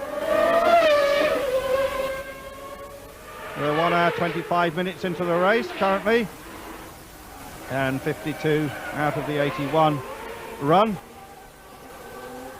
And there's that Ferrari with a rather different shape to most of the Grand Prix cars. It's a very interesting shape. It's the product of John Barnard's wind tunnel, and it's got some very interesting features. They're quite technical, and they're very reluctant to allow anybody to look at the car. In fact, most teams today, they spend so much time in the wind tunnel that when they bring the end product to the racetrack, it's very difficult to actually be allowed to look at the car, because even somebody who's not particularly informed has got enough knowledge to say, oh, have you seen so-and-so's car? They've done this, that, and the other thing. So getting into a garage is becoming a big problem, and the communication between media and the teams is gradually reducing. This Ferrari have never done much. Oh, Cafe. Yes. Cafe has either stopped or been stopped. Yes, He's clipped the wall as part of the advertising. Looks like he might have... Yeah, I don't know what Paul Hogan would say about that one. That's a shame. That was a good race, but something on the front of the car is hanging off. It looks like he's got part of the advertising hoarding as well. And that's right on the apex of the corner. Badly placed, yes. So that moves Christian Danner up into the points, into 6th place. And the Marshall's not attempting to do anything at all at the moment. They've got a crane there. They're going to try and crane it, but probably it's the first time they've actually had to do this. This is the first race in Phoenix, in the streets of Phoenix. So they're bringing we see the crane lowering its jib, yes. And they're so efficient at Monaco, and that's the difference, isn't it? Well, they've been doing it for 55 or something years. It's you see the marshals, they're all, they get whistles to tell them when the car comes. When Derek Warwick crashed on Friday, they got hold of the front of the car and pulled it up, and all the gear and oil came out of the back of the oil tank, and they had to stop practice because of that. So they've still got a little bit to learn here. Yes, there's a lot to learn. Running street races is a lot of experience. And Ayrton Senna sitting unhappily now in the pits. 9 points he hasn't had today, which he'd dearly love to have had. Now going to his teammate. And if Alan Prost wins this one, it's going to put him in the lead of the World Championship. Yes, it is. Just the very thing Senna didn't want to have happen. Some of his comments over the weekend about compassion. He said, why should I be compassionate about Prost? He's been a world champion twice. He's won so many races. What reason have I got to be compassionate? We are both equal. We've got equal equipment. Each man for himself. And I have to say, I do agree with Senna's sentiment on that particular issue. And now we see some slow-mo. This is the situation. You'll not believe it. You'll not believe it. Yes. De Cesaris, the teammate of Cafe, puts Cafe into the wall. And De Cesaris has lapsed on. That is unbelievable. If that was in anybody's... Well... It's not that unbelievable, actually, is it? Because... Well, I mean... I'm lost for words. I don't know what to say. I mean, I just cannot believe what De Cesaris has done. It is just... Well, it's criminal. What staggers me is how long he stayed in Grand Prix racing. Of course, he drove from the... Well, we all know why he stayed in Grand Prix racing so long. Money. Because he's got influence with, well, in fact, we're not mentioning the company, but his father sells a lot of cigarettes. His father sells a lot of cigarettes, indeed, and he is Italian after all. And that's the reason he stays in. And it's a shame. There are lots of young drivers. Cafe is one of case in point, who is there on ability and really has had his chances. He's been in Grand Prix racing since 1981. He was my teammate in 81. He had, I think, 18 crashes out of 16 Grand Prix, which is a fairly reasonable record for anybody in a Grand Prix career. Well, there we have that computer graphic again, showing the order of Prost, Patrese, Cheever and Berger on the second, third and fourth, still closely matched. Alan Prost hoping that the problems that beset his teammate will not beset him. There's 9 points on the plate here for Alan Prost. Do wonders for his confidence also. Yes, he'll be very pleased with 9 points. He'll be even more pleased that his teammate hasn't scored any. But he has to beat Senna in a straight fight, and I don't think he can do that. The earliest he can do it is possibly in Paul Ricard, the home of the French Grand Prix. And I think he has got a very realistic chance of beating Prost, as he did last year, and very emphatically too. But Canada, I have to say, is going to be a race where I favour Senna. At least we've seen today that those McLarens do break sometimes. Well, wasn't McLaren that broke, it was something to do with the engine. It was part of the Honda engine. Honda, yes. And that's even more unusual because they've managed to make miracles with their engines. But they're capable of being fallible. And we saw today what could happen when a simple little problem, undoubtedly when they take it back and analyze what went wrong, it was a very small, inexpensive part. But it was enough to cause Senna retirement and therefore lose his 4th straight victory. Gerhard Berger, we don't see him in the picture at the moment, dropped to 4th place. Was running a strong second for a while. He'll be more than pleased, I think, with 2nd place. He's not going to beat the McLarens in a straight fight. But 6 points at this stage of his sort of resurrected 89 career is going to be 6 well-earned points and a big, big boost for his confidence. As you just saw there, the motorcycle race coming up after this.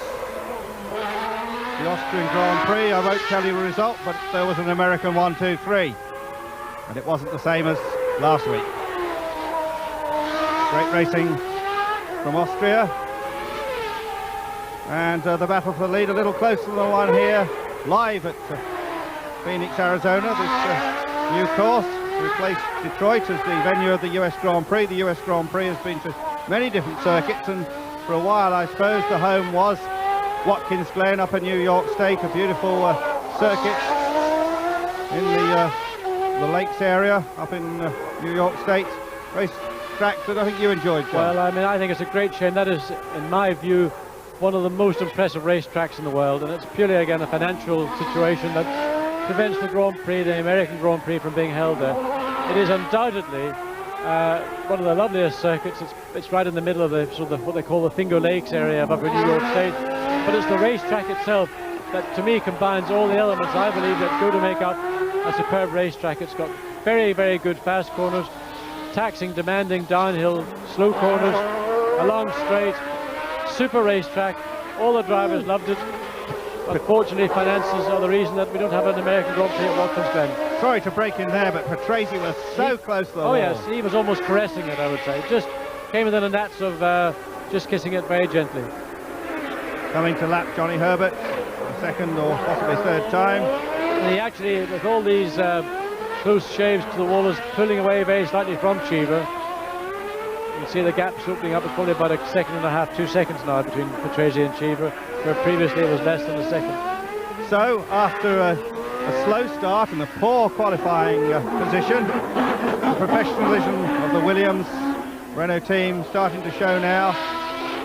But Andrew, that often happens. I mean, keep referring back to Detroit 82. When I won the race there, I started 17th in the grid. The car had been awful in practice. But in the race, as the race progressed, the car got better, the tyres came to life, and everything came alive, and the car moved forward, and I moved forward with it. And maybe Williams are finding a similar thing. The combination of the race itself and tyre temperature may well be the reason why Patrese is able to move forward. Yes, well, Alan Prost is leading. Will the McLaren hold up? Will Prost take the lead of the World Championship after this race? We'll be back in just a moment.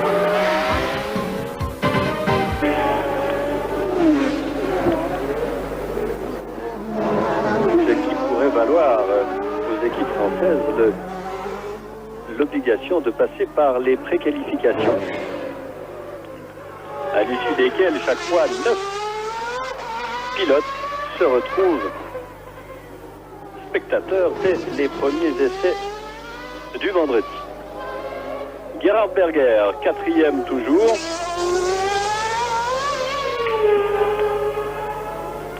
Avec maintenant 7 secondes de retard sur Cheever et une avance de presque 20 secondes sur Palmer, il est à l'abri. Il pourrait marquer ses premiers points de la saison, Gerhard Berger. Une saison qui pour l'instant, en ce qui le concerne, a été essentiellement marquée par son terrible accident de San Marino. De Cesaris. Il ne s'est pas fait un copain dans son équipe aujourd'hui, de Cesaris. Il y a eu cette touchette avec Warwick, pour laquelle il n'était pas vraiment responsable. C'était un partage équitable des torts. Mais alors, en ce qui concerne Cafi, c'était différent.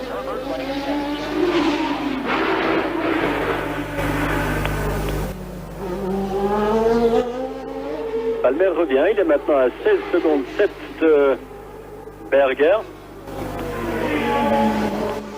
Il reste à peine plus de 20 minutes de course. Ah non, il reste presque 25 minutes de course. On tourne depuis 1h35 et 20 secondes.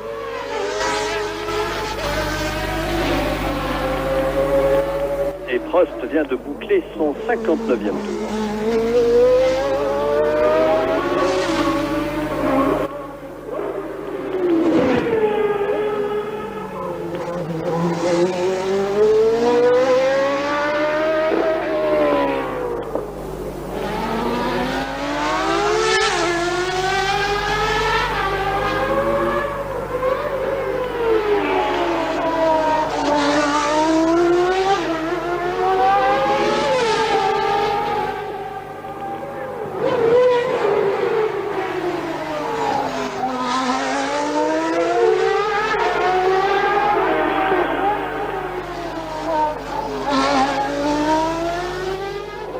Semble être un peu sur le pilotage automatique maintenant.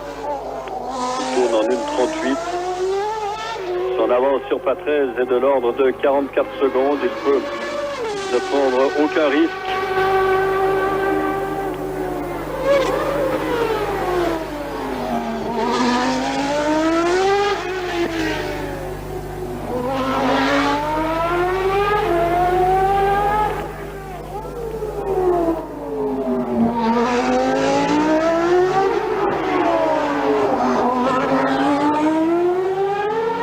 On the computer, Prost first, second Patrese 44 seconds behind, third is Cheever, fourth still Berger, fifth Palmer. A great drive from Christian Danner of Germany in the Real Gunter Schmitz car. Danner a lap behind, the other five on the same lap as Alain Prost. I think Danner's drive is as much a reflection on the number of cars that are running as it is on his performance, but to take nothing away from him, it's still a great performance. Yeah, former Formula 2 champion Christian Danner, protege of BMW for many years, was not in Formula 1 last year, concentrated on saloon car racing, moved back into Formula 1 and going very well with the little Real team. They lost their top designer, but the team still seems to be doing very well. The car is still a very good car. Basically, it was designed by Gustav Brunner, who has gone on to design the Zack Speed Yamaha, but they haven't really shown. They haven't been in a race yet, other than one car in Brazil. They've got to pre-qualify like everybody else, and so far they have not had much success. Yes, the Yamaha engines have been fairly unreliable. They seem to detune them a little bit. Now they're delivering less power, but are staying together, but that team really hasn't got it together. This team certainly has. Notice in the back of Prost's car, on the right-hand side under the rear wing, there's an additional cooler there, and that may well be a cooler that's connected up to the gearbox in an attempt to prevent any of the gearbox problems which did arise in Monaco. It's the first time we've seen that on a car this year, on a McLaren this year, and it's praised fairly blatantly in the airflow of the rear of the car. Not the prettiest piece of engineering I've seen on a McLaren recently, but obviously it's very effective, and that's what really matters on a street track like Phoenix. Yeah, that looks as if it's been added after the cars arrived here. Well, it's been very much so indeed. It's I would think that was not designed to be like that, but they've done it for effect rather than for elegance or for from a sheer design standpoint. It's helping the gearbox, I would say, keep cool. Yes, well, there's ice cool Eddie Cheever chasing after Riccardo Patrese. Johnny Herbert still going, but way down the field in the Benetton Ford. But all this, for Johnny Herbert, it's a hard race, but it's mileage and experience that'll benefit him next season. He's recovering still from the most awful accident that he had last year in 3000, and he will need the full season to get himself adjusted to the greater race distance. And right now he's not in the most competitive car either, although his teammate did a great job in qualifying. He's got a lot more experience with the car, and Johnny Herbert needs to find that experience, and he'll gain it with his speed over the course of the season. Yes, well, lots of heat haze here, temperatures in the 90s, close to 40 degrees centigrade. Luckily, the one thing about Phoenix, of course, is it's virtually a desert city. I mean, the city is built, in effect, in the desert, and there's very low humidity. So while it is very, very hot, you don't have that very heavy heat that you get in other parts of America. Certainly Detroit, when Detroit was 75 or 80 degrees with about 90% humidity, it was much, much more tiring and fatiguing than it is here in Phoenix with a higher temperature but much lower humidity. Well, there's the Ferrari of Gerhard Berger, an Anglo-Italian car. It's Anglo-Italian when it doesn't do very well. It's all Italian when it does win. Right now, I'd say it's probably more Anglo than Italian in the Italian sense. Yes, the Italian press is the largest press corps in Grand-Prix racing. Let's just go through the positions again after 61 laps. Prost first, car number 2. Second, Patrese, car number 6. Third, Eddie Cheever. Quickly then, 7th is Johnny Herbert. It's a good position there, 7th to Cheseris, 8th. After having his teammate off, 9th Tarquini, 10th Boutsen, and Cathy, well, they're out of the race now. Only 10 runners left. Oh, and Palmer's having a big go, and he's just taken the place. He has, he's just taken the pace from Berger. Berger is going slowly. It looks like he's on his way into the pits. Yes, Palmer up to 4th place. Berger's coming into the pits. And it doesn't look like he's going to do a pit stop for tyres either. This looks like the end of the day for Gerhard Berger as well.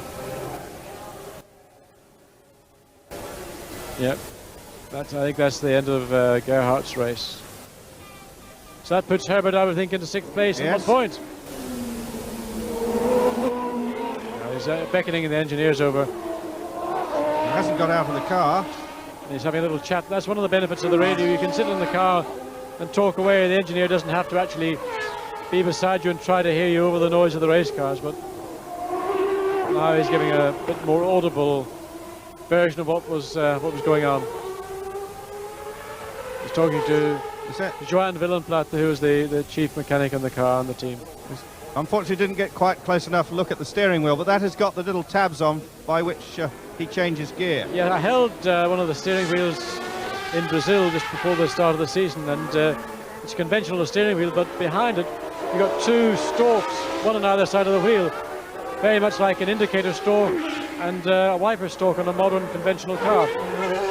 And what happens is when you want to go up the gears, in other words from 1st through to 7th, you push the left-hand lever, or pull it in fact.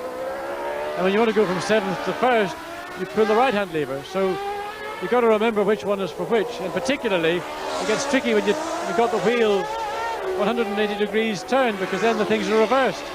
So in that case, what Nigel Mansell did, and very cleverly too, he had one shaped lever for one side, a different shape for the other side, so he didn't have to think, what have I got, what have I done? He knows by feel. So he ought not to have a problem in knowing when he wants to go up, he goes up, when he goes down, he goes down.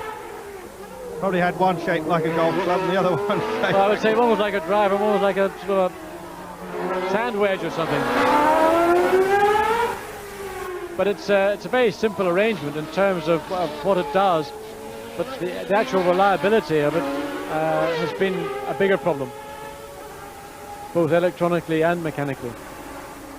Yes, when you look at the steering column when the wheel's off, you can just see a tiny little electrical connection. Yeah, they're very, very small connections. I mean, small connections put men on the moon, but it seems to not be so easy with a Ferrari. Racetrack quite gritty there. Obviously, a few inches offline, you could be in the wall so easily. You can see there's a lot of rubber on the track, but also I would say a lot of the tarmac is beginning to break up, and it's rolling off, and it's rolling to the outside of the corner. So where the corner ends, the exit of the corner ends, you've got quite a deep layer of tarmac, rubber, stones, the sort of place that if you get into, you never get out of. But Alain Prost is now being very, very circumspect. He's not taking any chances in passing Tarquini. He's going to wait until he gets onto a part of the track, mainly on the straight or a part of the track like this, where there's plenty of room, and he's not going to get himself into a dangerous situation. Well, there's a great battle going on between Patrese and Cheever for 2nd place. This has been the race of the race, I would say. Yes, definitely the battle that's keeping everybody on their toes.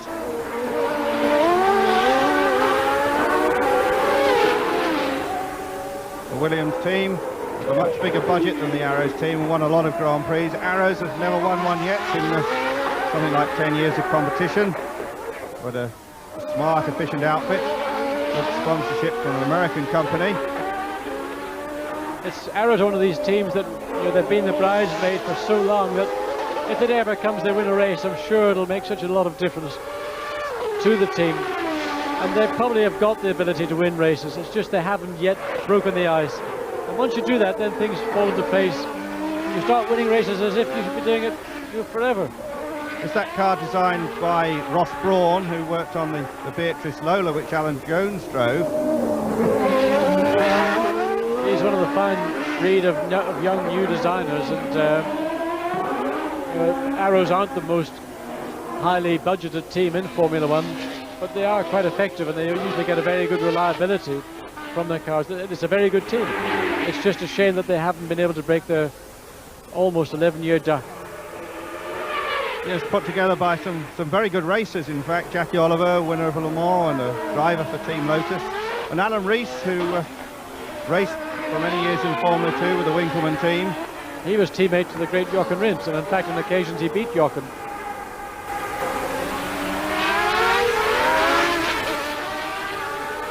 Well, this is lap 65, just 15 minutes to go, and it doesn't look now as if they'll make the full distance.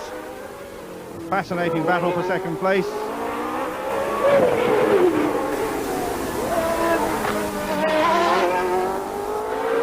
The fitness of these two drivers showing up. Riccardo Patrese, father of 3 children, including twins.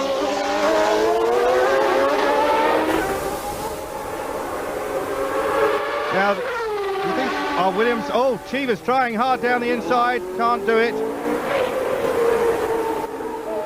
He just hasn't quite got the punch out of the corner onto the main straight that the Renault engine has. That gives Patrese a slight advantage. Towards the end of the straight, then Cheever gets close, he picks up a little bit of a slipstream off the Williams, but he's not really quite close enough to take a chance to dive down the inside, and particularly at this stage in the race, with someone like Patrese in front of you, there's going to be no quarter given. So Cheever's got to be absolutely sure that when he decides to go, he knows he's got room to get through. Otherwise, I would say both cars will be in the wall, and not necessarily so possible. Of course, the Williams is still last year's car. The car which last year had a Judd engine. The new Williams expected to appear at the British Grand Prix, and Patrick Head has already said it's not going to break new ground particularly, but there's no doubt that Patrick Head likes to get things right and doesn't rush cars through. In fact, he was the very last designer to switch to carbon fibre from the previous aluminium that they used to build the chassis from. Well, I've got a tremendously high regard for Patrick Head, and he builds outstanding racing cars, and he doesn't get rushed into situations that other people sometimes find themselves in. This is an 88 car. When the 89 car comes, I think it will be a significant improvement, whatever Patrick Head says. Yeah, well, Patrick also designed a concrete boat, and apparently it floated. Well, a great battle here between Riccardo Patrese and Eddie Cheever. We'll be back in just a few seconds to bring you the closing moments of the Phoenix Grand Prix.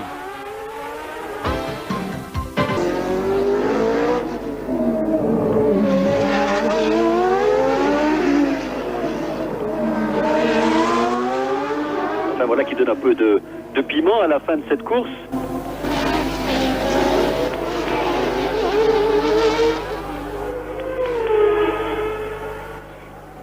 Oui, en 84 et 85, ces tous deux étaient pilotes de l'équipe Alfa Romeo.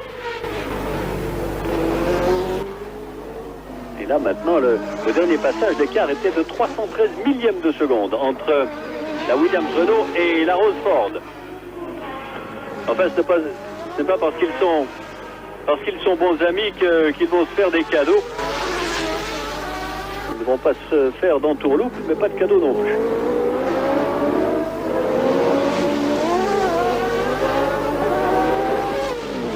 Et en ce moment, Cheever semble presque en mesure de surprendre Patrese, dont La voiture est peut-être un tout petit peu plus performante en ligne droite, en vitesse pure, en accélération. Il y a Danner devant eux. Mais Danner a un tour de retard.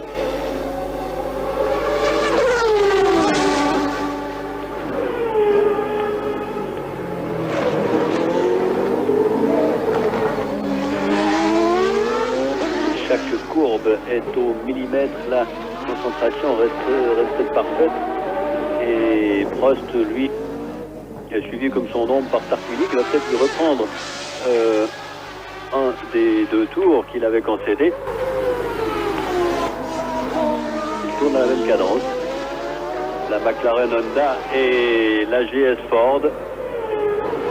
1:38,5.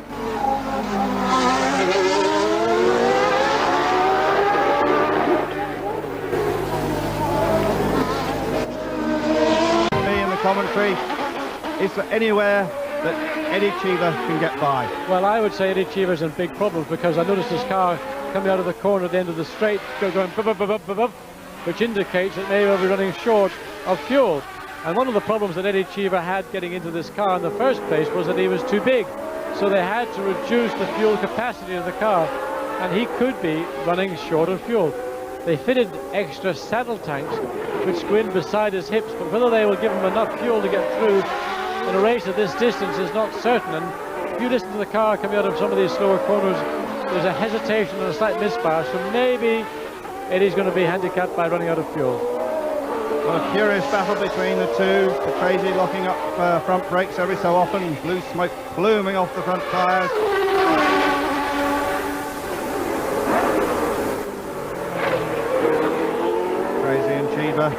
Second and third, Jonathan Palmer fourth.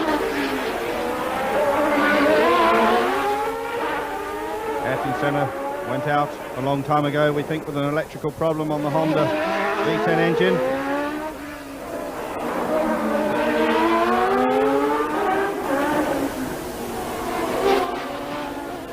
Just 8 minutes to go before they hang the flag out.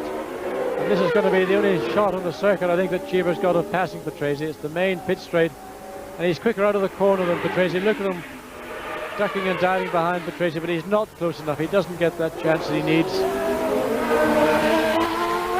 dives down the first street and then left into one they call Madison, and then to the section by the Civic Plaza.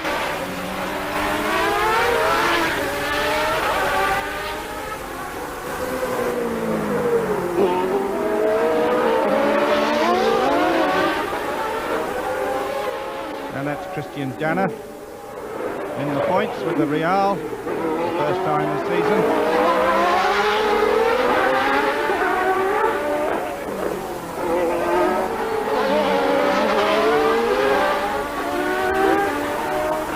There's the Arrows team, and their PR man pacing about, can hardly look.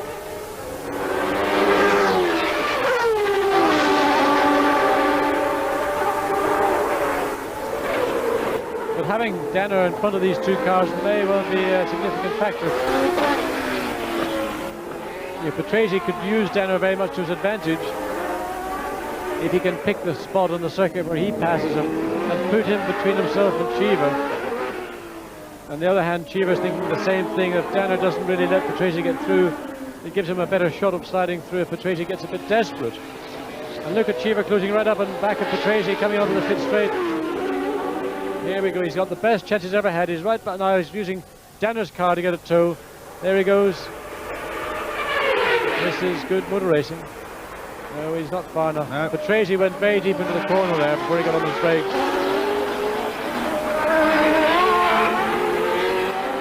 But I think that'll be the best shot that Cheever's going to get today of passing Patrese.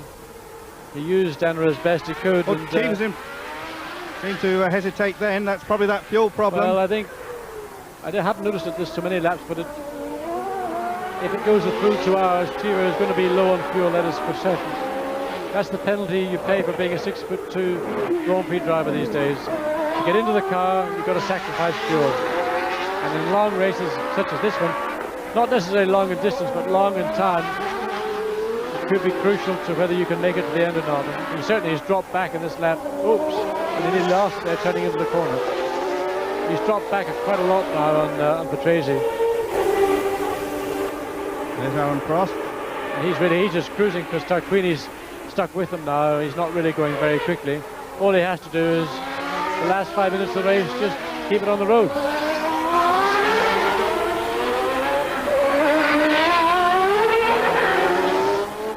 Well, the McLaren team all set to make it 19 wins out of the last 21 races. A tremendous record. And Patrese, look at that, he's not that far behind Prost. He certainly isn't. We really do have a race on our hands. Patrese closing on Prost. I wonder if Prost has... could he have a fuel problem? I can't imagine he has. No minimum limit now in the current cars.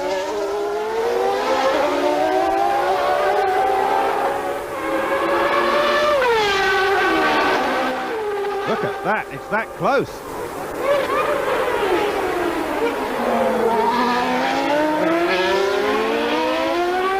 Well, it is Patrese, or is it Boutsen? No, I think it's... There's Patrese. Patrese. No, that was Boutsen, wasn't it? A bit of overexcitement from our part. But a nice thought, though, at the same time. Nice thought, yeah. Now see how far Chiva's dropped back. Chiva's dropped right back now on Patrese. So he has got a fuel problem. And it's better to back off, get 4 points for third place, than to try and be a hero and run out of fuel and nothing at all.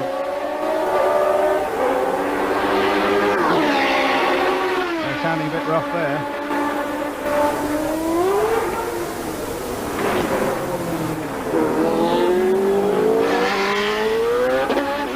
So we're in the last 3 minutes now. We saw Ayrton Senna go out in front.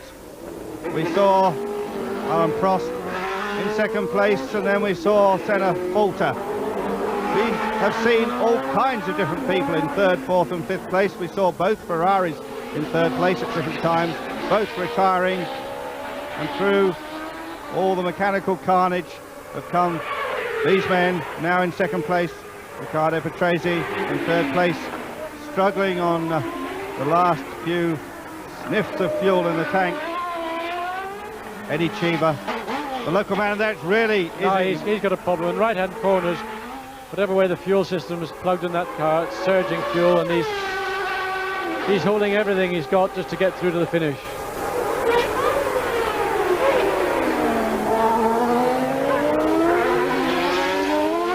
Yes, and there is Jerry Boutsen. Not his teammate Riccardo Patrese, as we suggested briefly.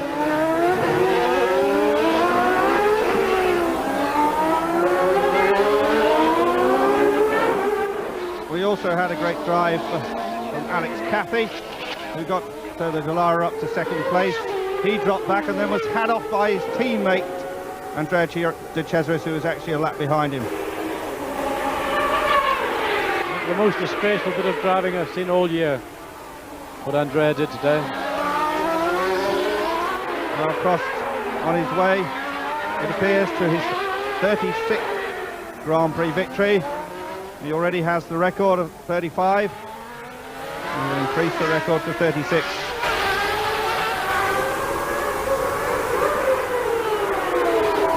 Well, you see how long the race has been running, according to the computer. 1 hour 58 and 48 seconds. Just a minute to go. And they will put the flag out there, the city courthouse in the background.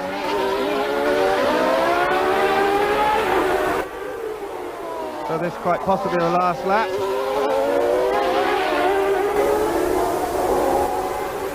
Prost is looking down in the cockpit. He's probably looking at his readout. He's got a computer in the car which gives him the number of laps he's completed, and that's got to tie into a figure that he gets from the pits. And Terry Boutsen there was all down in the dirt, and I think he was actually making up a place over Tarquini. Yes, he could have been making up a place over Tarquini. And in doing so, they've actually made themselves do one more lap.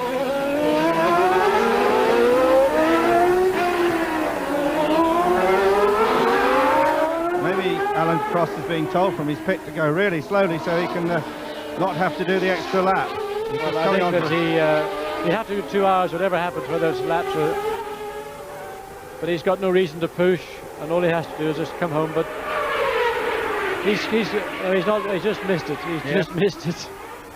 He's now on his last lap. He missed it by about 4 seconds. If he'd backed off coming out of that last corner, he wouldn't have to do this one more lap. And of course the car could still stop. Races have been lost on the last lap in the past. Famous Monaco where Jack Brabham crashed on the last corner when well in the lead. But this is definitely now the last lap.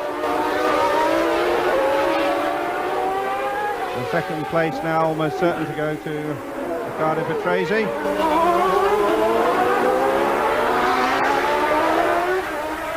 And Prost, the 34-year-old Frenchman, all set to pick up his 36th career Formula One victory.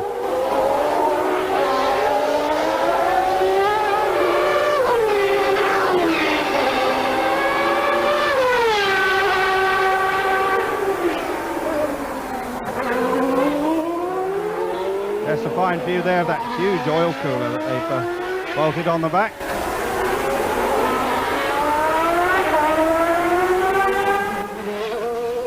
Well, the last lap always nerve-wracking, John Watson, hearing imaginary noises of things breaking. Yep, it's nice that last lap's over and you can relax, begin to enjoy your day's work. And for Prost, it'll be an enjoyable result, but tinged with the fact that he came first, but he didn't win. And to me, there's a difference, and I know Alan will feel much the same. He won the race, came first, but he didn't win it because he was the quickest man in the day. He won it because his teammate dropped out. And that's something he still has to overcome in 89. Well, the mechanics congratulating themselves.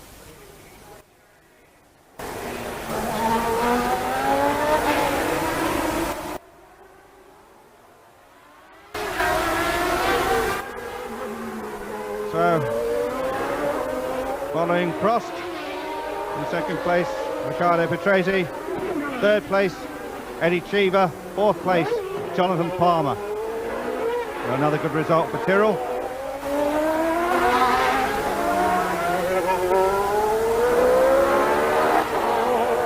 There is Prost. Now, John Watson, we didn't actually see the flag. No, I didn't see the flag, and we should have had the flag. We had 2 hours of racing, and at that point, you know, whenever the end of the lap that they're on, they should be flagged over. That's the race finished. We saw the mechanics, and they seem to think it was over. Prost is still racing. He's quite right. You don't stop racing until you see that checkered flag. Whatever you might believe, whatever your pits say, you keep racing until the flag comes out. But I didn't see it, but we should be seeing it here surely now. Well, there's Tarquini going very slowly, and also we've got Tyrrell. Oh, is that Jonathan Palmer? Palmer's going slowly. Yes. And Johnny, Eddie Cheever. Well, he thinks the race is over. Well, everybody thinks the race is over apart from Prost. We didn't actually see the flag from off the monitor. And there's Mrs. Cheever getting a lovely big kiss. Yes. And look at the dirt on the front of that crash helmet. Got his hands bound up. Yes, Eddie tends to blister fairly easily. So on a street race like this, he would tend to do rather like a boxer does. He tapes his hands up and to try and just protect from blisters, because you get painful blisters, then you've got to go racing in Canada 2 weeks' time. Slight handicap. Confirmation then of a win for Alan Prost. Second, Riccardo Patrese. Third, Eddie Cheever. Then we had Jonathan Palmer. Christian Danner taking 5th place and Johnny Herbert taking 6th. Now Prost has decided he has won the race. So let's look at the Drivers' Championship. There you are. Alan Prost leads, 29 points, 2 ahead of Ayrton Senna, who failed to finish today. Riccardo Patrese up to 3rd place with 12 points from his 2 latest drives. 4th, Nigel Mansell still with a 9. And then we've got Nannini and Alboreto. Nannini is 5th, not 8th, as we see on our caption. Well, John Watson, you'll be... Avec 29 points, une victoire et 3 deuxièmes places. Devant Senna, 27 points, 3 victoires, 2 abandons. Troisième, Patrese avec 12 points. Le prochain Grand Prix de Formule 1 de ce présent championnat aura lieu dans 15 jours sur le circuit Gilles Villeneuve à Montréal. Nous ne vous le retransmettrons pas en direct, mais vous pourrez en voir de larges extraits dans la soirée. Back in Phoenix, you're watching live the winner of the United States Formula One Grand Prix, Alain Prost of France, who took over when teammate Ayrton Senna suffered electrical troubles at mid-race. There you see the final standings. Prost first, followed by Riccardo Patrese in the Williams. Eddie Cheever returns to his hometown of Phoenix and scores a podium finish in third place, followed by Christian Danner of Germany with a great race in the young Real. Johnny Herbert, 24 years of age, gets another point in fifth, and in sixth place, Terry Boutsen of Belgium. Well, David, on the whole, I'd have to say that we took a bit of a beating today in our Pick 6 competition. You score Prost worth 1 point since you only had him in third instead of his winner's position of first. I came up with 1 point, also courtesy of Mr. Prost. Meanwhile, John had both Prost and Eddie Cheever in the top 6, so he scores 2 points. And Marty Reed, in his debut in our Pick 6 competition, makes a fool out of me. He picks up 2 points as well for Prost and Riccardo Patrese. There you see a part of the enormous crowd that turned out. Be born lucky than rich, I say. And we have a lot of thank yous to folks who have helped make our ESPN host coverage of this Grand Prix turn out as fine as it did. The fans not going home. They're going to take a look at their winners, who will, I believe, get a ride on a car around. There you see driver points as they presently stand. Senna scored none today. Prost picks up a full 9 points for winning, so he takes the lead in the championship over his teammate by 2. Patrese now with 12 points on the season. Nigel Mansell, despite not finishing in the top 6, still has 9 points. Sandro Nannini, who dropped out early on for Benetton. And now the World Championship Constructors points. McLaren Honda, runaway leaders with 56 points. They'll have this one wrapped up before too very long. Followed by Williams with 16, Benetton, Ferrari, Arrows, and Tyrrell. We're still waiting for our winner to make his way to the rostrum. In the meantime, we'll take a timeout and come back for final thoughts from the Iceberg United States Formula One Grand Prix at Phoenix. Stay with us. The Union Jack waving high above the streets of Phoenix, Arizona. I'm not sure exactly why, except that perhaps Team McLaren is based in England. But it has been a truly international weekend. The race is now done, and the parties have begun in the Valley of the Sun. There you see the sun-drenched crowd. Alain Prost, your winner, and La Marseillaise now plays on the podium. Eddie Cheever shrugging himself in that uniform, hot and jolly uncomfortable. Riccardo Patrese to the left of the picture, your second place finisher. Eddie Cheever finishes third. Alain Prost in the position that he has stood in so many times. As I said before, 36 wins for this guy. Next behind him is Jackie Stewart, Louis Scott with 27, which doesn't seem so long ago that Alain Prost was struggling to get to 27, and now he's jolly near 37.